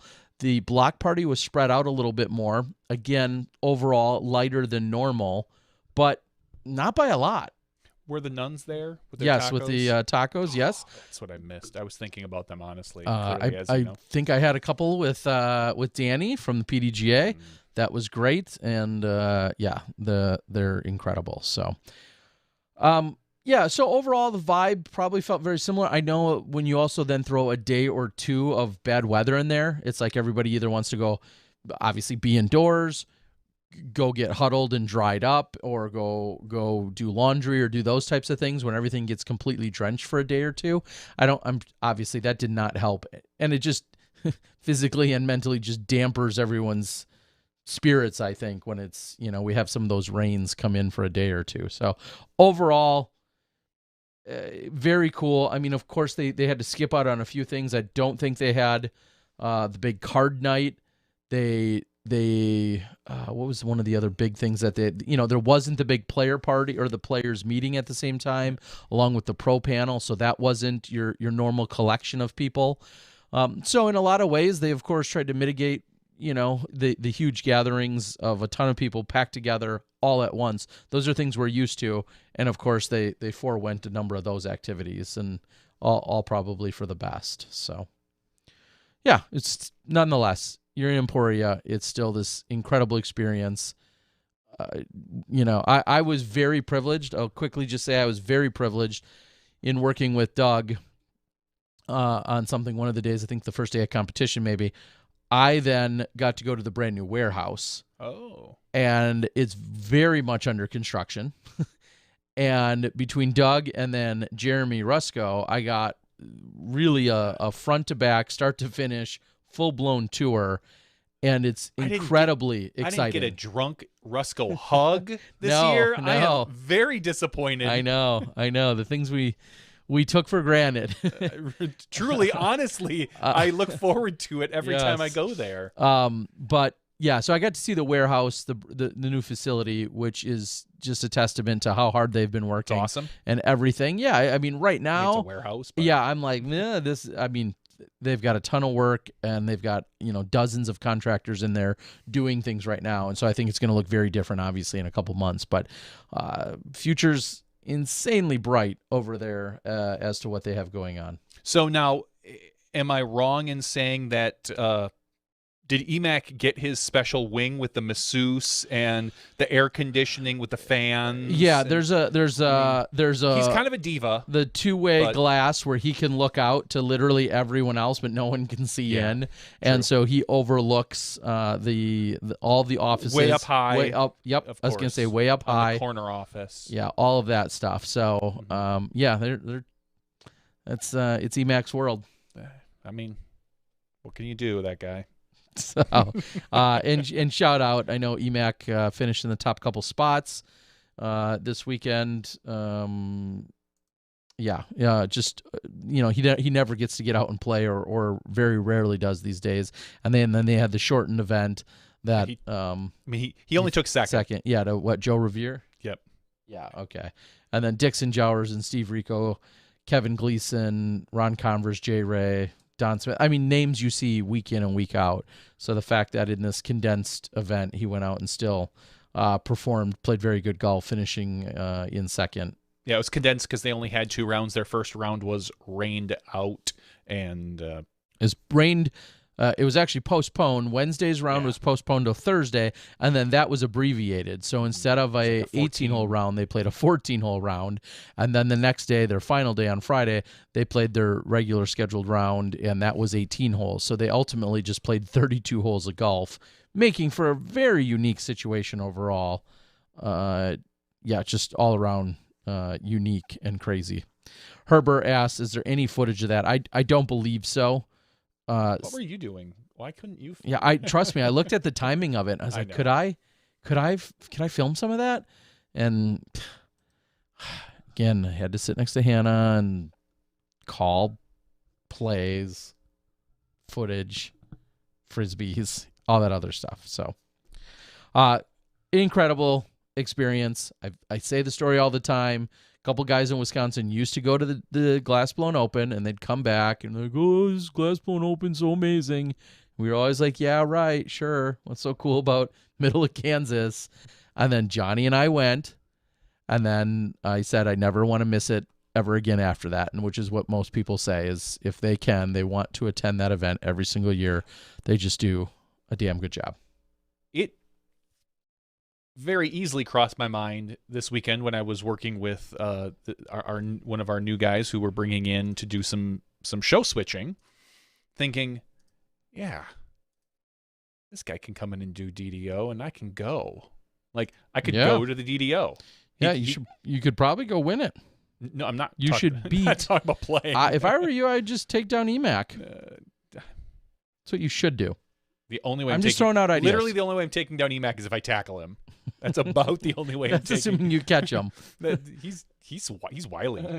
I don't think you could catch him. Probably not. No, I got long legs, but I bet he's squirrely.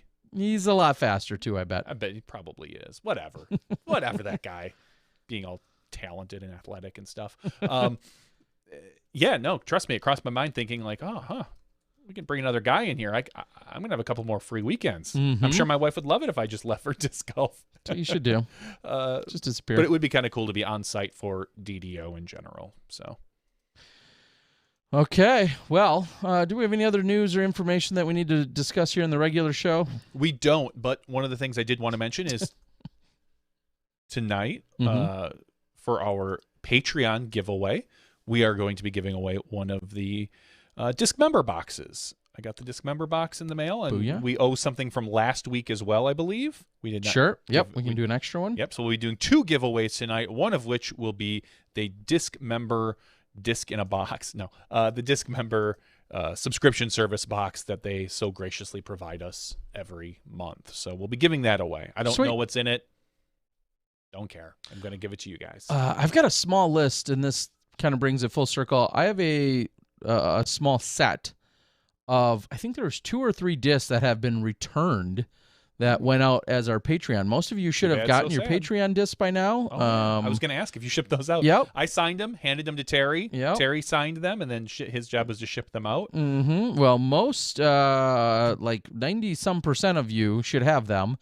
And a couple have come back. I'll have to look. Unfortunately, I didn't bring the boxes with me. So I'll have to look and make sure that we've got the right address and a couple people that we need to get them, turn around and get them back out to.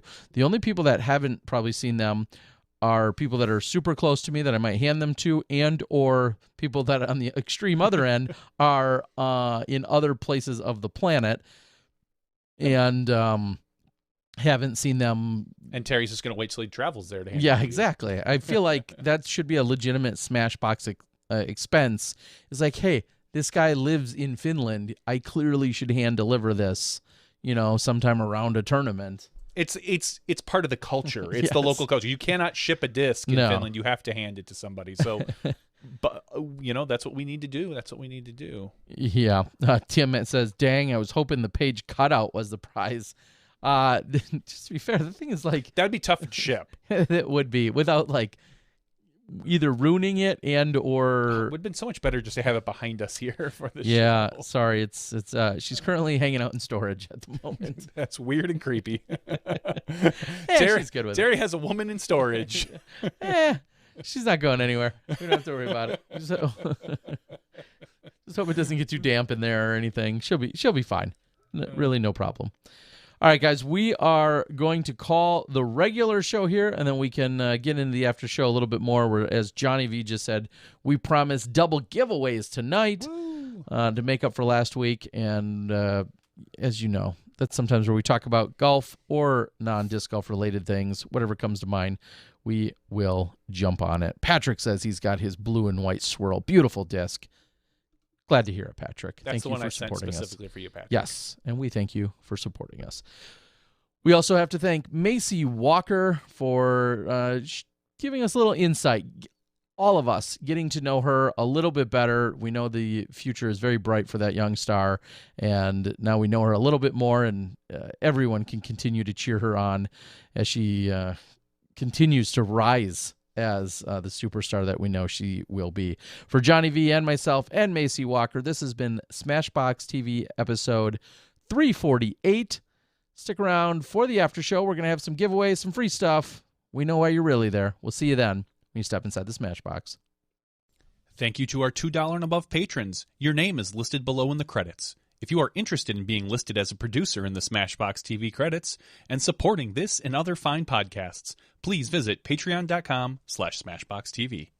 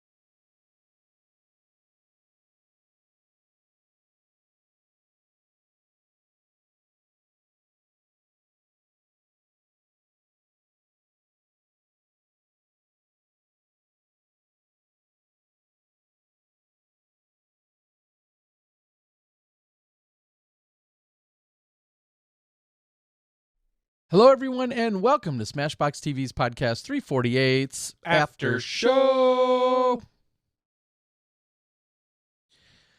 We are here as we wrapped up the 2021 Dynamic Disc Open, and the train keeps on rolling. We don't slow down. This weekend we got Goat Hill. Yes, the challenge Sunday at event. Goat Hill taking place over, of course, in the San Diego area. AJ Risley's father, Alan Risley, will be out there as your tournament director, and also being a Silver Series event. That means final round, final day coverage live for free on the Disc Golf Network. That's not how it works. It's live, it's free, and it's live on the Disc Golf Network. It's not free. Well, if you're on the Disc Golf Network, it is.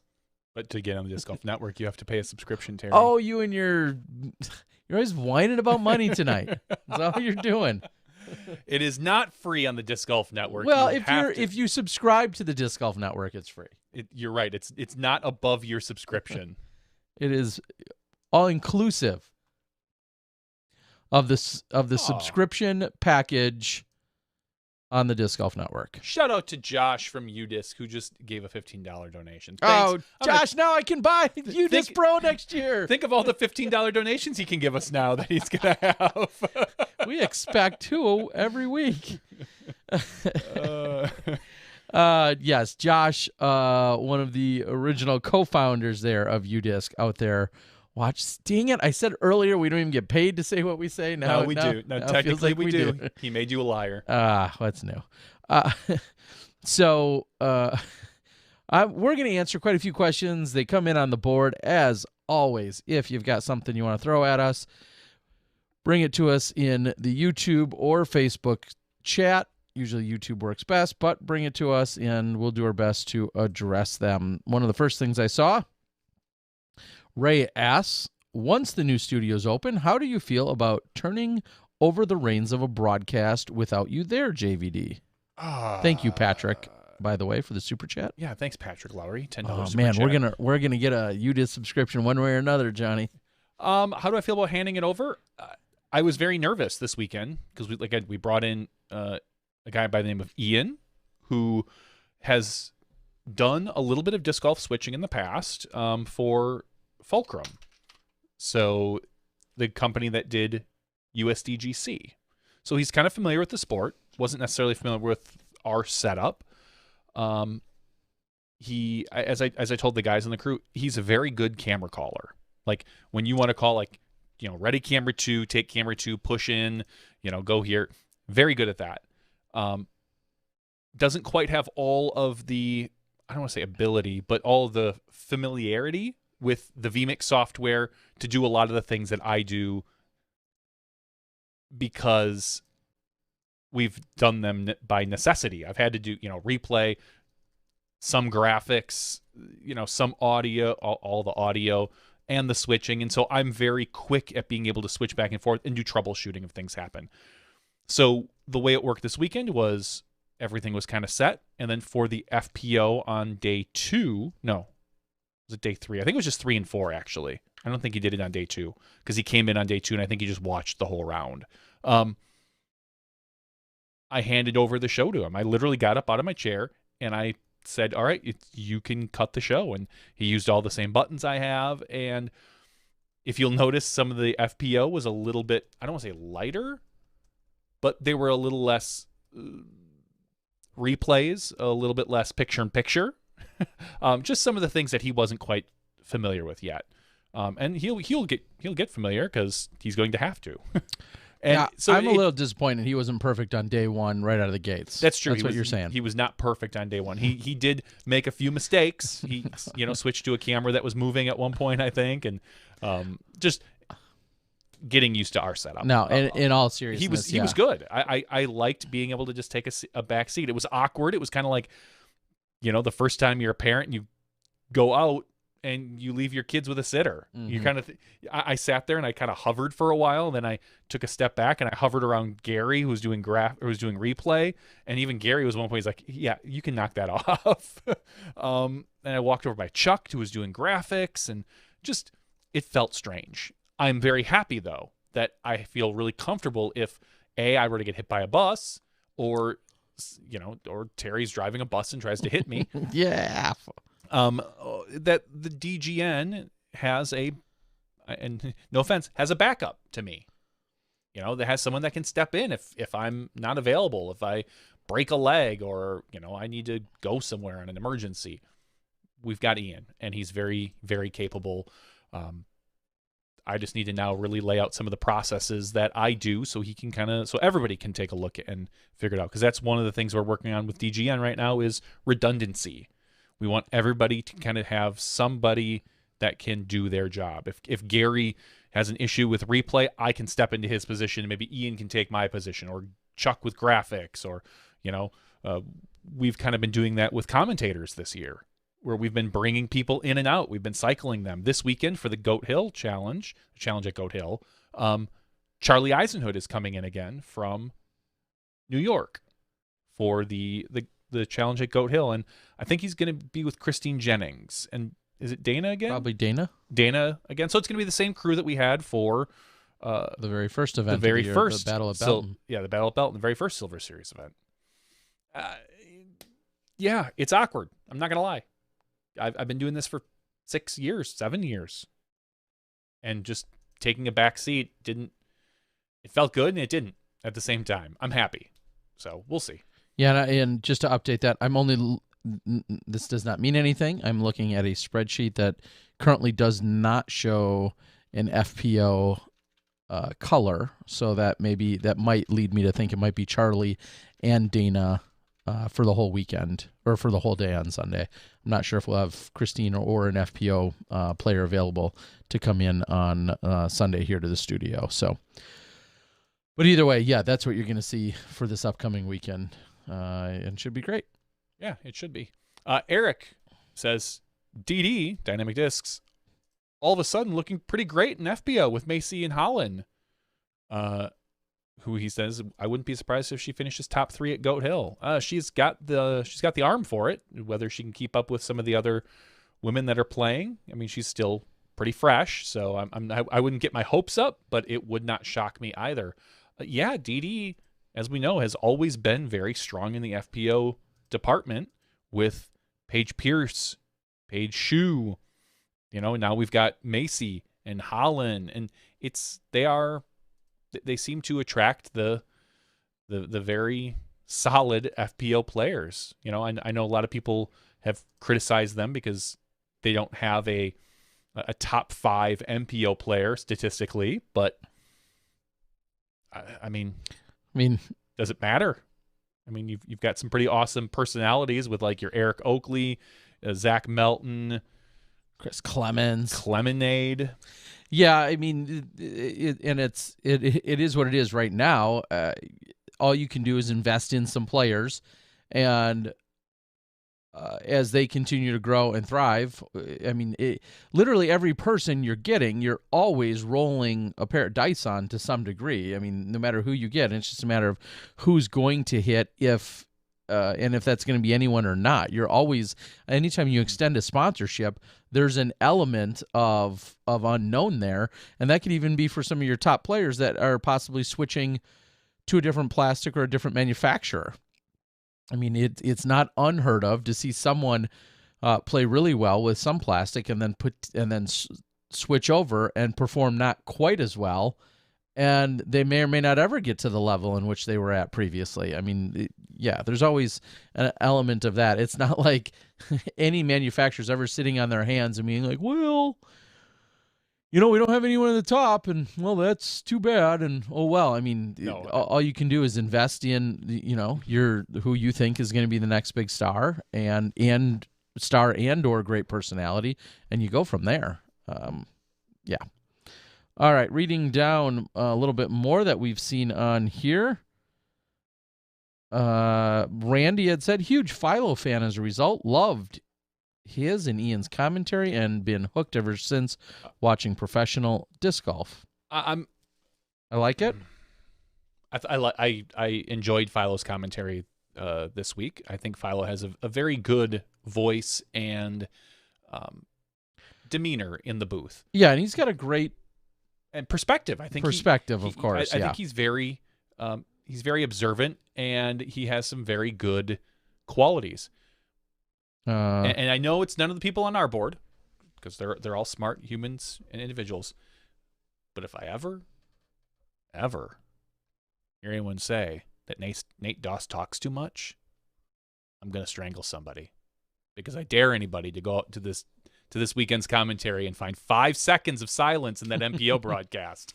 Well, and I'm not complaining. I think they did a great job, but there was a lot of talking, and it was quality talk, but there was still a lot of talking, which was a sharp change when you came in, and you and Hannah took a different path and you let the play talk more, and then you guys interjected more with that. For them, it was a lot of back and forth and stories and talking about the golfers and the golf, but there was a lot of talking. So I don't want to hear anyone talk about Nate Doss talking a lot. Well, and everybody, I mean, Ray said it right here on the board. He said 3 in the booth, and it didn't feel too crowded or over talkative. And we've had 3 in the booth for a while. Yeah, Nate sure. Sexton was in the booth in Bend with Nate and it was Nate and Ian. Sure. Yeah, so. I mean, obviously every dynamic, pardon the pun, every dynamic is going to be a little bit different, and depending on what you're looking for in a broadcast. And I know I always go off on the spiel about what you like in an announcer or in in anyone doing commentary, but even what you're looking for generically. Some people love a ton of insight and a lot of talking. Some people would be happy if it was just a step above silent, and then there's everything in between. So even just a philosophy as to how much conversation should be taking place, I think, is always going to vary widely, depending on what then the group. And then you have the actual individuals. There's like a philosophy, and then there's the individuals. You could have one philosophy and not like the individuals, and then obviously vice versa. All it is what it is. It's never going to be perfect for everyone, but. Randy follows up, random question, will the Pro Tour ever prioritize changing basket placement between rounds the same way as, I don't necessarily know if that's a hardcore initiative or priority.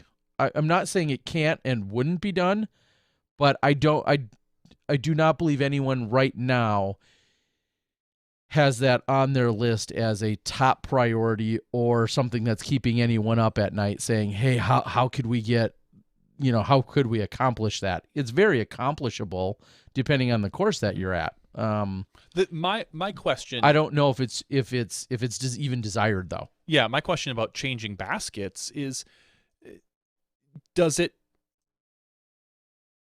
really change the green that much? I mean, unless depending on what you're doing, because if you're just changing the basket 30 feet, it probably doesn't matter too much on Correct. A lot of courses. Now, if you're talking about changing an entire pin location where, hey, we're going to play, maybe a quarter of these pins from a shorter position and maybe make them more birdieable, or you're going to tuck them off to we'll say, tuck it off to the right into the woods or something, I think it really lends itself to the course that you really need to do that.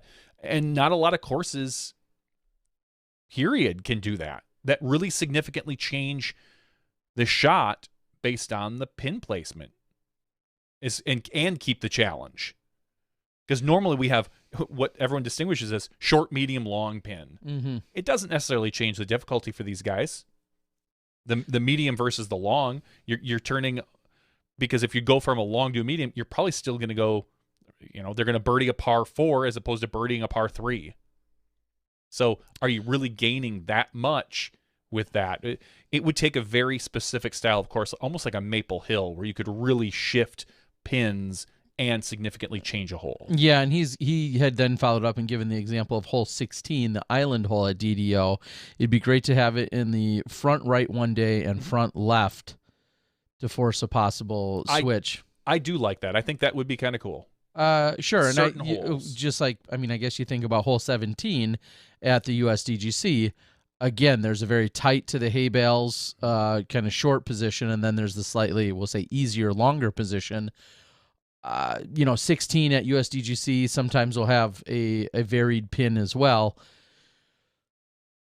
Yeah, I guess I'd just say that's above my pay grade, I think, as some would say, as to whether or not that's a priority necessarily. I think a little more logistically. I think making sure the pin always gets moved so it's not all of a sudden there and then it's realized halfway through the round that it was supposed to move and then something screwed up about it. I think that can be a challenge. And then I think drone flyovers, those types of things, if they're really drastically changing, or do you have different drone flyovers for post-production and for live? And then I also guess I think, is it have the same effect if it's a typical 3-round event? So maybe in your scenario, what if it's just 3 rounds like most of our events are? Are you going, left, right, left? Are you going right, left? Like, just thinking about all. Yeah, there's a lot of things to think about. Here's what I hate when stuff like that happens, and I love the concept, I guess, or I'm okay with the concept. I just think back to a USDGC a few years ago. Hole number 16 was supposed to get moved from one of its positions to another, and it didn't. It unfortunately got overlooked from round 1 into round 2 or 2 into 3, whatever the situation. It got overlooked. It got realized halfway through the round, and then at that point, it obviously had to just stay where it was because some people had already played it. You're just bringing one of those factors into play, and and that's one of the most well-oiled, machines in all of disc golf. still finding that minor slip up, you're introducing a factor that may otherwise not need to be there right now. Maybe we'll see it. Maybe we won't. I don't think it's ever going to be a priority. I think it's going to be on a case-by-case scenario. Ray said it was very, capital letters, very cool having FPO round 1 continuation in the morning of day 2. Nate Perkins on the ground last second doing commentary with T-Dog in the booth worked perfectly. That was unique. It was, and thank you, Ray. I'm glad you thought so. We all had differing opinions as to that and it going down. That final note was sent out at 11:34 p.m. on Wednesday night. To put it in perspective, we finished our Wednesday night podcast because we did it Wednesday last week, which we traditionally have almost always done for GBO. We've done a Wednesday night podcast because we're traveling usually. And I shut everything down, opened up an email at 11:30 and saw that there was like a breakdown that we were going to be live in the morning. In like 7.5 hours. And I had no clue. And thankfully, that was Ian's first foray into switching. So he got to take care of that, which if you notice, the style was a little bit different. We had different cameramen because our normal cameramen, they weren't able to make it out that early in the morning. And it was definitely unique. Yeah. I'm glad that you liked it. And I don't know what the viewership was like. Yeah, I, with the timing of it, with the announcements, with everything on our end, I think I would have been content seeing it filmed and then put together in a condensed version, whether it was the highlights or the recap. I mean, it was 4 holes. I would have loved to see it it's just a summation of it, and then that gets spliced into or plays at some point before the women start their round 2. That's what I personally, but again, as I just mentioned, there's a lot of things above my pay grade. So we went along with it, and huge shout out to Nate Perkins for not only being available, but then also being able to, play off of me from the booth alone as we did that as well. And this kind of brings it full circle. It was late enough when the decision was ultimately made and then came down. Hannah Macbeth didn't know about it. She was in bed. She had called it a night. She was not planning on being there the next morning. So her phone was off and her email and everything else was off. So she had no idea that there was that potential follow-up in the morning. So that's why it was me in the booth. And I don't blame Hannah. I don't blame anyone, but that was one of the downsides to it is that's how the timing of it ultimately unfolded. Eric says, Kevin Jones said Ricky throws second furthest these days of anyone during their Ironman round at Gatekeeper. What do you guys think? I mean, that seems far. Reasonable. Yeah. That's like, I don't know. You're splitting hairs at that point where it's like, oh, did Kevin regularly throws 5'10" and Ricky throws 5'15"? Yeah. Like that's kind of how I feel that is. And I know golf distance is different than distance, but their golf distances are all very far and very relatively close. So short of like I think Eagle and probably Calvin. Sure, everyone else. And who knows what Simon these days. Or Double G, yeah. But Double them. G as well. Those guys, we all know that you're getting something exciting. Everybody else, it's cool to watch the discs fly, but I just think, oh, cool, they threw far. Like, can they throw accurately? Okay. I like the idea of different pin placements. Takes a lot of golf course superintendent and crew in ball golf to make drastic green changes and pin placements. Yeah. Ray said he was there for it, as was Ryan, and Perkins was on the ground, was awesome. I totally agree. Eric says he's a big fan of Perkins, and FPO should play first if you really want to get more exposure. Trevor, I'm not sure if you... I think that's statistically wrong. Yeah. And you may have said that in the broadcast. I know somebody else did. And I can understand and appreciate that. Yeah. That was the model for a while, and we found that it wasn't the case.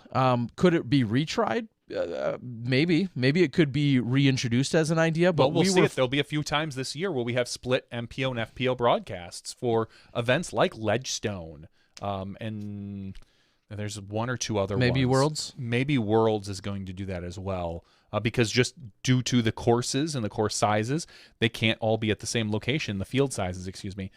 So we're going to see that, but statistically, that hasn't proven to be the case. The analytics back up otherwise. And so it was really the idea of let's have MPO, and we'll just throw out round numbers for the sake of discussion here. If FPO used to get 2,000 or 1,500 viewers, and then later on, a few hours later, the MPO would come on and they'd get 10,000 viewers, you'd be looking at 10,000 versus 1,500. Now, if you fast forward, let's just use the same base for the MPO. We're more likely to see 10,000 MPO viewers, and then roughly 50% or so stick around for the FPO. So you go from that 1,500 or that 1,000 viewership up to 5,000. That's kind of what the model has proven to us. And I'm just using some round numbers, but and I think if FPO could get, well, let's just pretend we split them, and FPO could get that same 5,000 and MPO get 10,000, I think there would be a bigger push to separate them. And ultimately, in the grand scheme of things, that is I don't think it's any secret, that is the Pro Tour's vision. That eventually we have a separate crew for FPO, a separate crew for MPO, that the FPO, we have an entire crew that does the broadcast for them, and we turn around and do an MPO round. Just logistically, and manpower, it's not quite realistic at this point. But someday, 2 years, I don't know, 3 years, 1 year, I honestly have zero idea what the plan is. Yeah, so just know that plenty of thought and trial and error has been put into, and we're not saying the existing format is final or permanent, but plenty of thought has gone into where we are as of right now. So just for what that's worth. All right. Cody asked, what kind of numbers did you get on the final round of those? Those we don't have in front of us like we used to. And and that's not really like a coy play or us being secretive. We just don't have those at our fingertips like we used to right now. What I do know, and I don't know the numbers, but I did hear that they didn't like blow anything out of the water. There was some thought that it could with the card that we had, sure, with like the best players in the world, that like this could have been a very big one. I think it was like kind of an average live round that we've seen throughout the entire year. Like it was within a statistical amount of, and I don't know those numbers, but I remember most being like, yeah, that didn't do anything special. So it was kind of just what we've been seeing. So it's and I don't know why that is. Or I do. If it's just that players are out, it's the summer now and people are playing more, so we're not seeing like the really big numbers, because in the beginning of the season we saw, and again, it's not much. I remember we were seeing higher numbers into like the 13, 14, 15,000 concurrent viewers. I think those are the numbers. And now it's kind of dipped, if I believe correctly, right around the 10 to 11,000. So I think those are the numbers, but don't quote me on that because I don't know for sure. I feel like we're going to see somewhat of either a dip or at least a plateau in some of our live viewership as we roll into nicer months. It's now May. Yeah. And we'll see a bump again for Worlds, as we always do. And we're offering so much more live golf. And that's not to say people aren't interested, but there's a little sheen that's maybe worn off, because live golf used to be only the biggest events, always the biggest events, but far and few between. And now, I'm not saying we're spoiling you, but now you've got live golf to watch almost every single weekend. And we want to continue to build the overall base, of course, and I think it's going to continue to build. However, people are out playing golf, and it's getting more and more into the season, and I think we're going to see a slight plateau of our live viewership. And I'll say I don't think that's a bad thing. I mean, Not at all. people want to play golf, and I think ahead to a Masters Cup weekend, there's a lot of resources to be put into a Masters Cup weekend, but then it also falls on Memorial Day weekend. And if it's nice out throughout most of the country, you're camping, you're boating, you're fishing, you're gardening, you're hiking, you're playing disc golf, you're doing all of those other types of things where you may not be glued to watching golf. And I guess I understand that more than anyone at this point after all these years of us doing it. So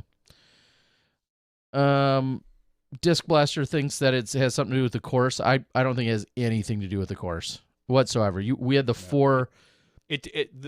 Statistically, it doesn't seem like it matters because it doesn't matter what course people have seen, whether it was Waco or Jonesboro or like the numbers have been the numbers. I don't think it really.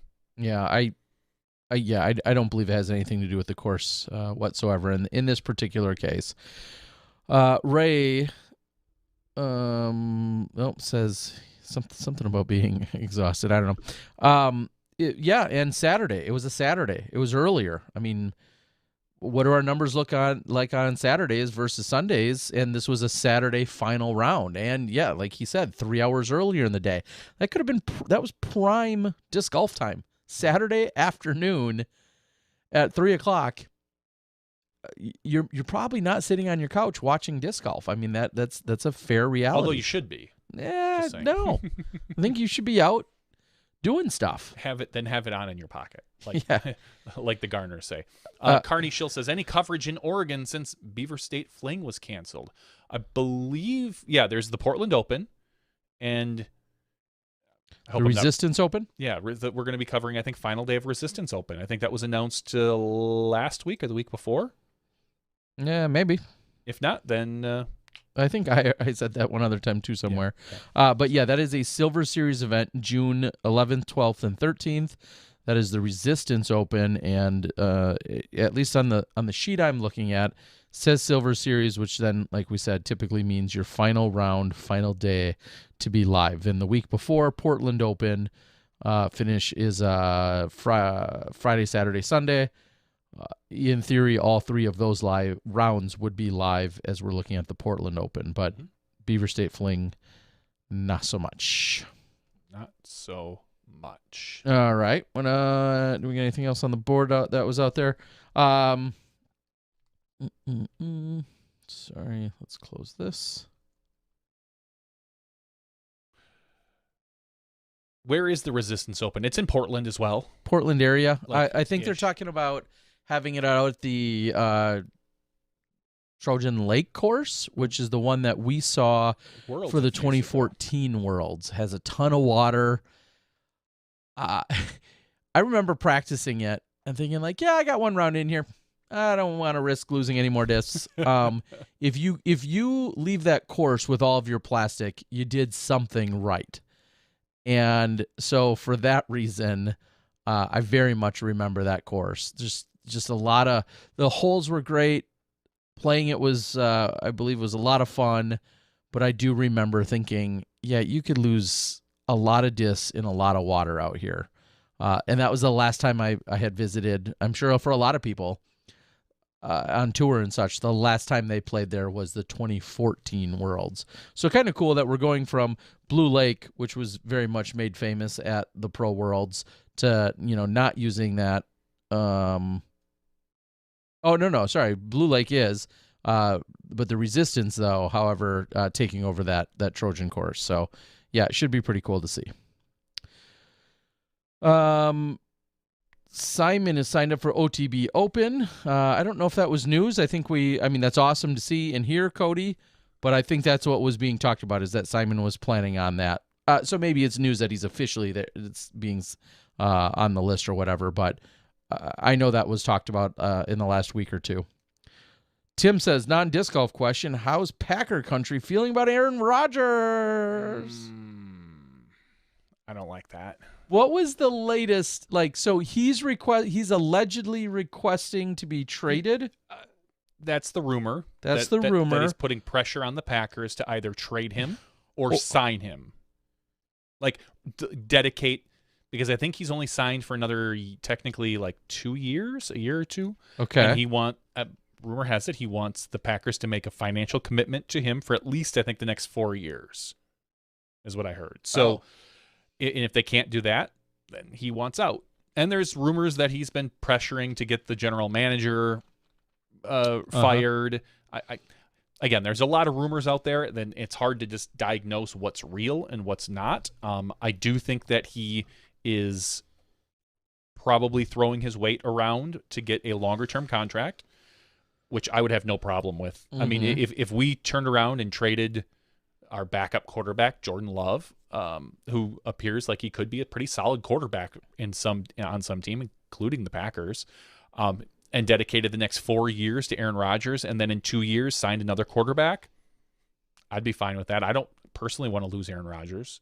I don't know how I feel about a player being able to kind of dictate a team, but when you have literally an MVP, star quarterback, one of the best quarterbacks to ever play the game, it's hard not to bend to his will. The Packers are saying that they're dedicated to him, but again, that's a lot of what's just being said in public, and we don't know.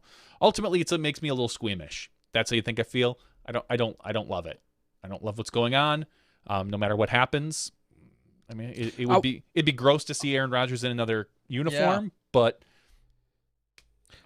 well, and then the real question is a little more philosophical of, if he's here, somehow remains here, is this all repairable?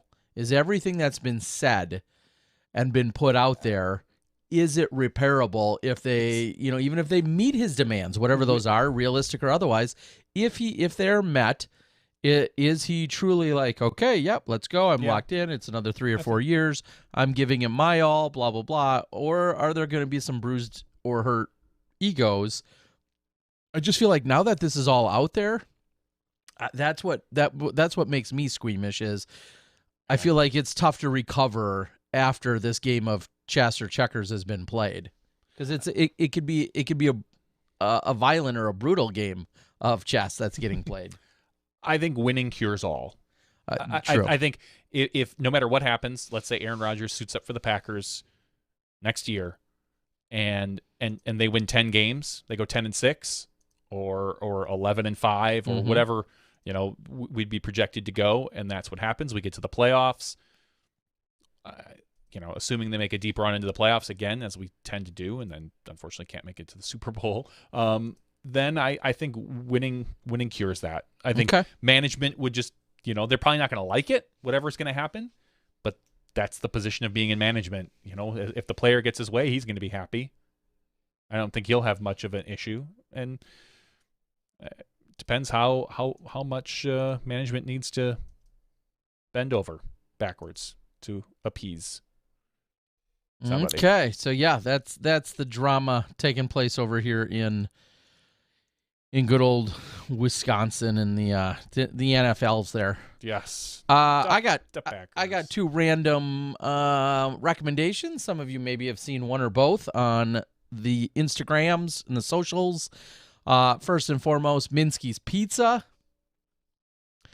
I had Minsky's Pizza the first time in 2009. Where is Minsky's Pizza? Minsky's Pizza is in the Kansas City area, a hotbed for disc golf. Like a destination, a place you can and should visit. I mean, when multiple world championships have been held there, national tours have been held there. I mean, Kansas City, you fly there when you're probably going to Emporia. That's where you fly into. Minsky's Pizza is worth going out of your way for. I don't know how many locations they have. I'm going to now look. They probably have 10 or 15 locations in the, and I could be way off by that. Okay, I see. Okay, so maybe they have 5. 6, 7, 8. No, they probably have 10 or 15 total, at least in the wide Kansas City metro area. I had my first one in 2009 when we were there for the World Championships. It was incredible. And anytime you're in, and I know everybody talks about barbecue, and I get it, and that's fine. I'm not into barbecue as much as the next guy, most of the next guys. And then people said, but wait. They've collaborated and occasionally have this great barbecue place where they do a barbecue pizza with Minsky's, and you get the best of both worlds. Okay, well, next time I'll try that. But you got to go out of your way. You have to go to Minsky's Pizza. They've got a ton of different styles, crusts, and then they have a lot of specialty pizzas like my favorite, the chicken cordon bleu. They've got a cheeseburger. Like, their chicken cordon bleu is legit. And it's so, it's not like a regular pizza and they just throw, a few things on it to try it. Yeah, check them out, Minsky's Pizza. The other one, a full 9 hours later, in a different state, I managed to go to Whitey's, where they are famous for their ice cream. I'm trying to think of what they'd be like for us. It's not a Culver's. It's more like an Oscar's to us, but they don't even have burgers. They only have ice creams and shakes and malts. I was gonna say not even like Leon's. Kind of like a Leon's. Kind of like a Leon's, but they don't have, at least the one I've been to, I don't believe any of them have food. It is all shakes and ice creams and malts and sundaes and things of that nature. I had the pleasure of doing that in the Quad Cities area much later, a few hours later, for a dessert 8 or 9 hours later. Check those out as well if you're in the Quad Cities area. Also a place that's great for disc golf. The Rumble is taking place there this weekend. I think Ben Calloway and Cale LaVisca and a number of other really good players will be there. That's where Adam Hammis took down his first ever A-tier win 3 or 4 years ago. And so AmWorld's Tim Selinsky, I think, has been there. U.S. Women's has been in the Quad Cities. So clearly another great place for disc golf. So if you're in that area, there's a number of Whitey's ice cream places that you can go visit. So there's your pizza and dessert recommendations. I don't know what more you want in a podcast, disc golf podcast. I have no response to that, Terry. I'm just going to trust you. I mean, if anyone knows food, I was gonna say if there's somebody to trust about food, it's a chunky guy. That would be this guy. I was gonna say I think I also watched something or listened to something on Netflix, and I don't remember what exactly that it was. So I was gonna look. I watched the first ever episode of High Score. Is that about video game industry? Yep. It's interesting. The first 3 episodes I thought were good, and then it kind of just tailed off a little from there. I only managed to get the first one in. That's all right. I listened to Ricky Gervais' Humanity, his Netflix special. That was pretty good. And if you in a similar vein, if you like Ricky Gervais, and if you like an Anthony Jeselnik, then you also have to like Jimmy Carr. He's very vulgar, very crude, but yet hilarious. And then he's got this hilarious laugh, and and accent. He's not from here in the U.S. Jimmy Carr, very, very solid as well. So there's some stand-up comedian to throw at you as well. Ray asks, "What are the Quad Cities?" Johnny made a 70s joke last time. Quad Cities DJs are not a 70s joke. No. Come on, ride that train. Is that late 90s? Yeah, mid 90s. Tootsie Rolled. Yeah, I know. Come on, ride the train. So that's going to be Davenport and Bettendorf in Illinois. Along with Rock Island and Moline. Did I get them? Rock Island and Moline and East Moline, technically. Okay. So yes. in northern Illinois. So yeah, they straddle, what is it, the Mississippi there? Yeah. I'm sorry. So yeah, Davenport and Bettendorf are Iowa. Moline, Rock Island are Illinois. I'm sorry, I mixed those two up. But yes, those are the Quad cities. So there's 4 of them. Yeah, that's Quad, and great disc golf community as well in there for sure. All right, Ryan Pilcher says, shout out to Smashbox for giving me a course preview of Middle Park in the form of a 2014 live broadcast. You were exactly right. When we were early on, that was in the first month or so. Again, legacy. In our first month of having our live broadcasting unit, we were trying to broadcast everywhere we possibly could, and we went to the Rumble in 2014. That was not our first time there in general. But we went to the Rumble. We tried to broadcast that live, one camera. that was me. One commentator, that was me. One show switcher, no commercials. It was as basic as it got, but we ended up covering some stuff over at Westlake Park, which is undergoing a redesign and an emptying of the lake, I saw. Oh, wow. And then also Middle Park, which was on that broadcast as well. So you're welcome. Ryan, the things you'll find in the archives. Yeah, he said it was a little rough to start out with. I can't imagine why. Oh my gosh, I wouldn't even dare want to go back and find that video. No, I was thinking that, like, maybe I should go. It's got to be like, terrible. No, I'm sure it's. There were some commercials, he says. Yeah, they would have been legacy commercials in that. Probably. Actually, some really good legacy commercials, because I remember early on. Wingco, yep. They had some really good legacy commercials. Would live broadcast work at De La? Disc Blaster asked. That's a great question. I think they're testing that. They're doing some testing still. Testing. Yes. The plan right now is to have Masters Cup live. They did some initial testing, and that seemed okay in most spots, and I think they're going to do some more thorough testing just to verify that everything is okay. I wouldn't put it at 100% right now, but it is they are still working on it. Cody asks if I have been able to get my hands on a Discmania Proto Mutant. Not a sponsored read there. If so, thoughts? No, I have not put my hands on one. I honestly, I don't even know what it is. I think Kyle Klein said he really likes it.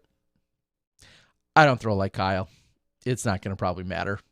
And whatever the disc is, it might be great. It's not revolutionizing my game at this stage. You don't know that. No, I do know that. Scott Stokely, parked I-5, hole number 13 at De La. By the way, if you didn't know already, yep, that sounds like something Stokely would do at one time or another. Pilcher says, my favorite part was Terry showing another MPO card putting out on another hole, and Sean Butler was there with his trusty cooler converted cards. Yes, that does date things very well, going back to 2014. Still uses the same cooler same cart. Cooler, same cart. Yep.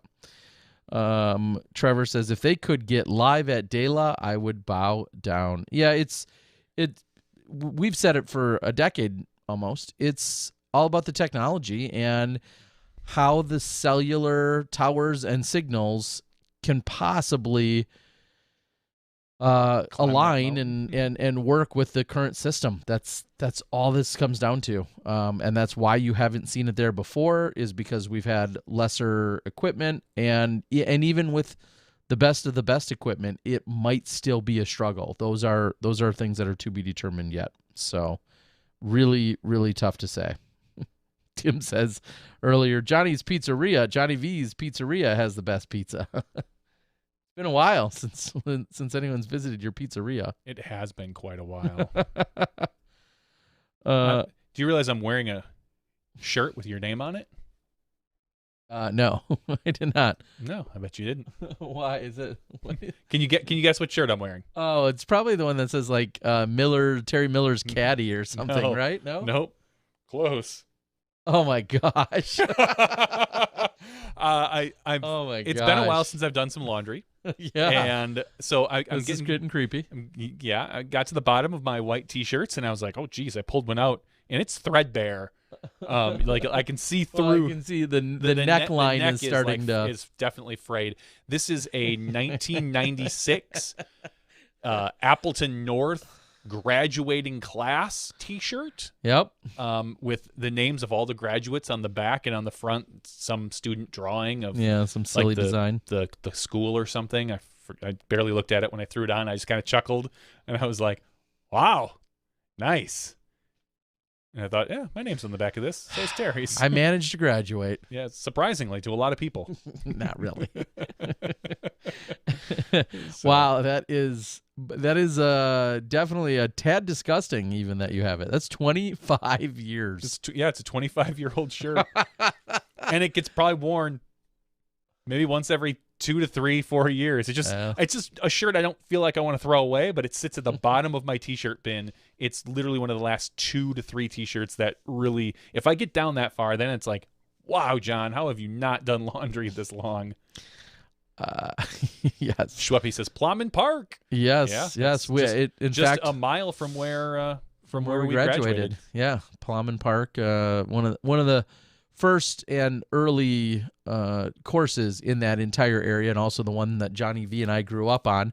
And then coincidentally, when they built the brand new high school in that area, or in the Appleton School District, there was already Appleton East and Appleton West, and the brand new high school that was built for our opening, for our graduating senior year of '96.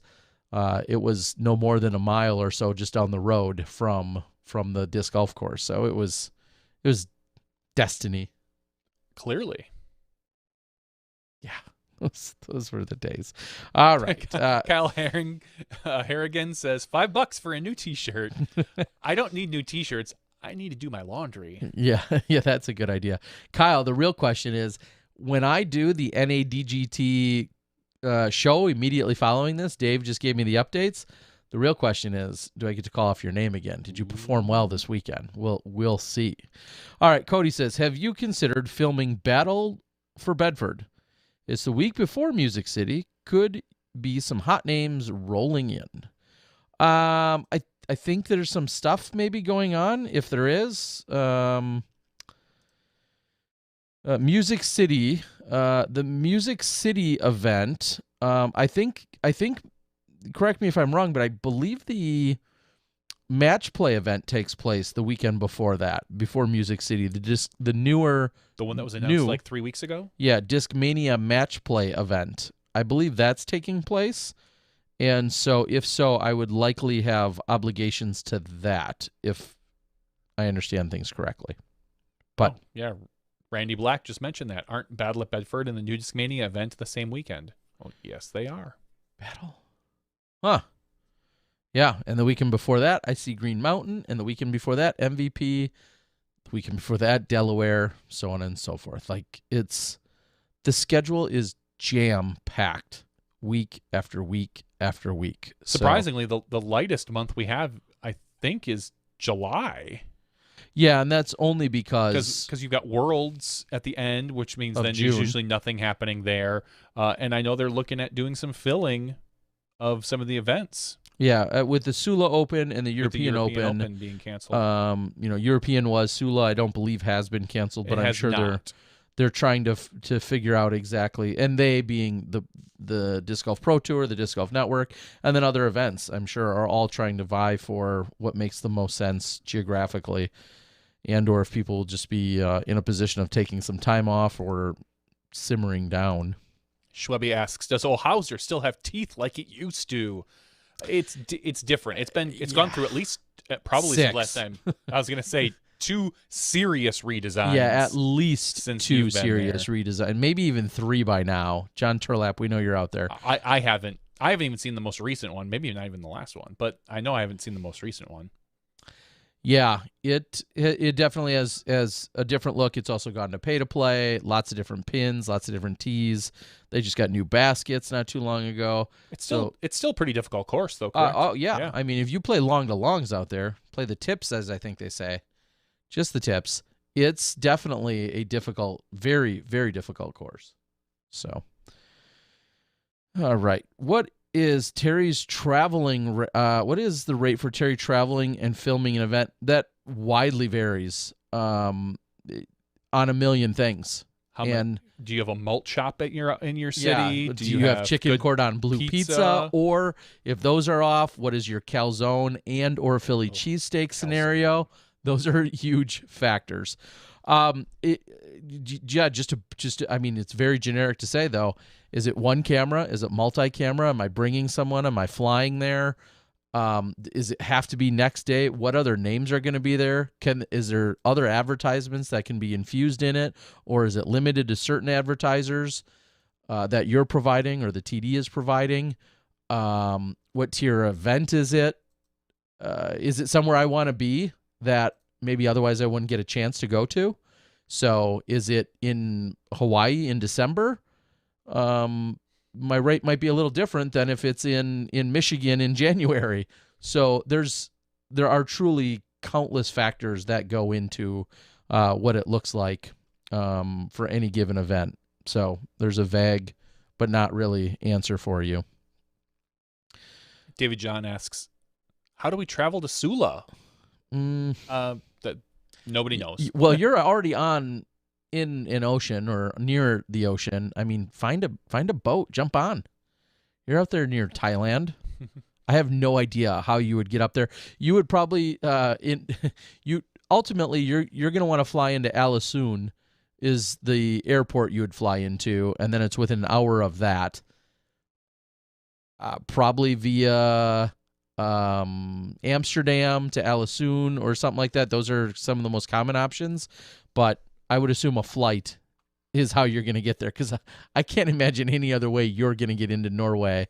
That's not where the last leg isn't a flight. Or hop on a boat. All right, Terry, let's give some stuff away. I'm good with that. Yeah, we are going to give away 2 items tonight because we did not give away anything last week due to just Terry being remote, and it had got late. We had rushed from the broadcast, which ran into the dark for those poor FPO players. And if you want to be eligible for our giveaway, you can do so by becoming a Patreon supporter of Smashbox TV. Obviously, it helps out with a lot of different stuff for us.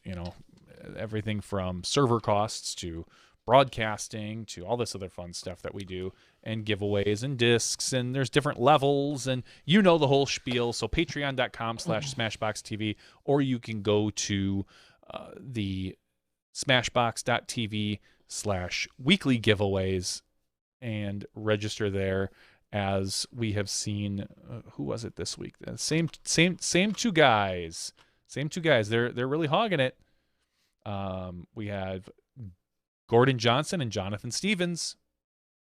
So those two guys. They're on top of it. I love it. They are on top of it. So you do not need to be They did not. a paid patron technically to win. That's right. That is the little tiniest workaround. Yeah.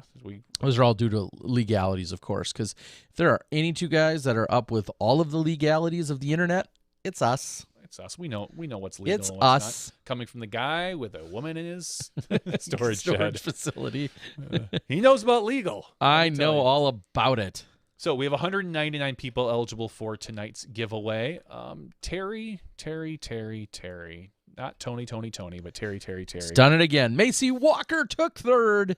So our third number is going to be our first winner tonight. Right. Ready. Now the question is this the disc member box, or is this the random giveaway that I've got lined up? Let's do it's a random giveaway because the disc member box just came a couple days ago. So this all is right, from so this will be a random giveaway. If I had to guess, I just restocked.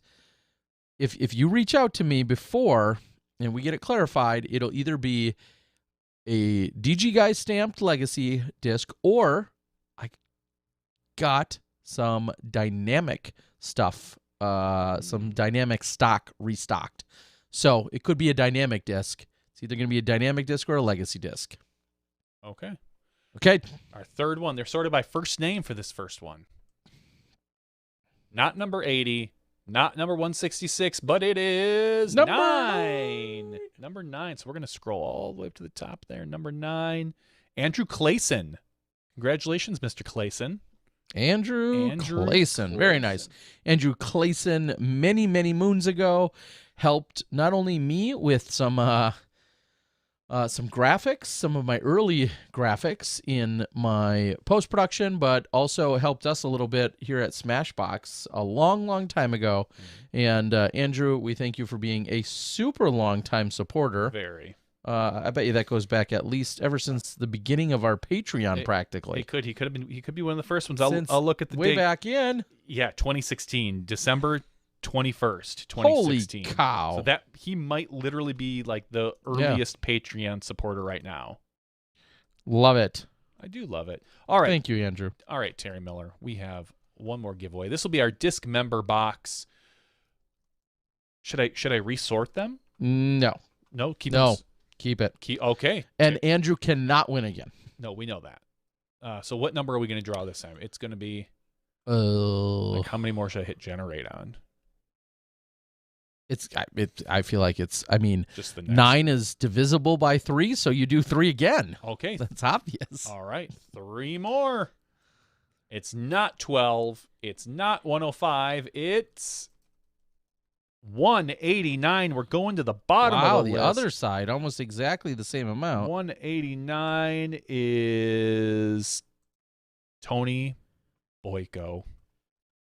Tony. I predicted it clearly. There you go, early. Tony, who is actually at one of Big Smashy, and he's our domain provider as well. Wow, it sounds like this is an inside job here tonight. It kind of does, but it's not. I swear. Awesome. Well, thank you so much, and Tony. I want this to be known. Tim Courts missed it by 1. Oh, sorry, Tim. Tyler Brickley missed it by 2. Ouch.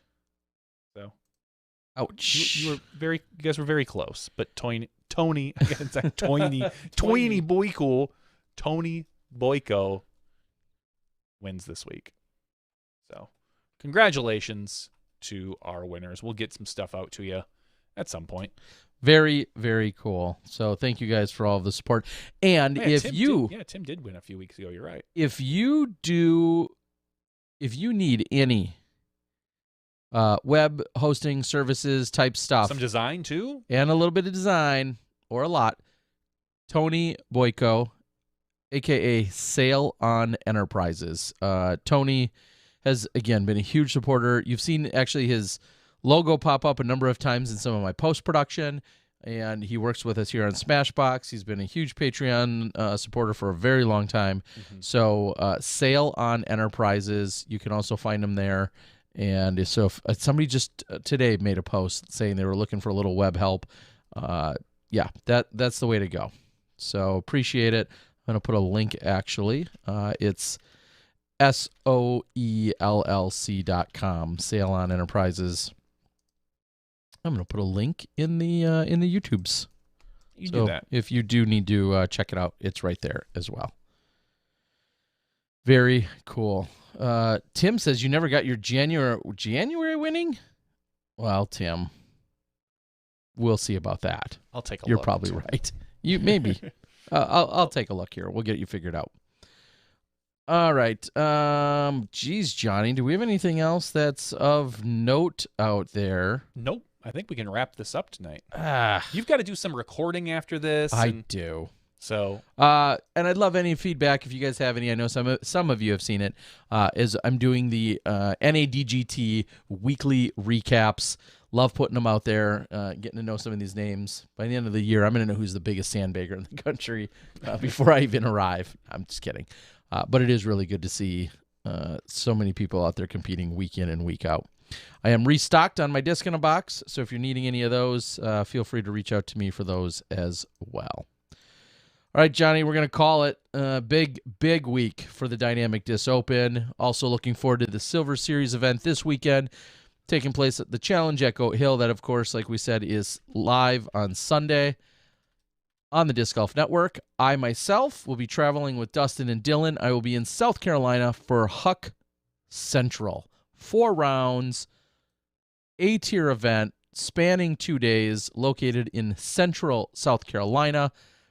We're going to be grinding super hard to cover 4 rounds. They won't all get out immediately because there's just not enough hours in those days, but we're going to cover 4 rounds of golf this weekend. So if you're anywhere in the South Carolina area and you're around, make sure you say hi if we run into you. Disc golf is just a boom, and disc golf galore everywhere you go. Guys, we're going to call it. This has been Smashbox TV podcast number 348's After Show. Thank you for joining us. Thank you to our Patreon subscribers. Thank you, everyone that's sent a kind word or message or a thumbs up or a super chat, all of those types of things. Please make sure you like, share, subscribe to all those YouTube things. For Johnny V and myself, Terry Miller of the Disc Golf, we'll see you next week when you step inside the Smashbox.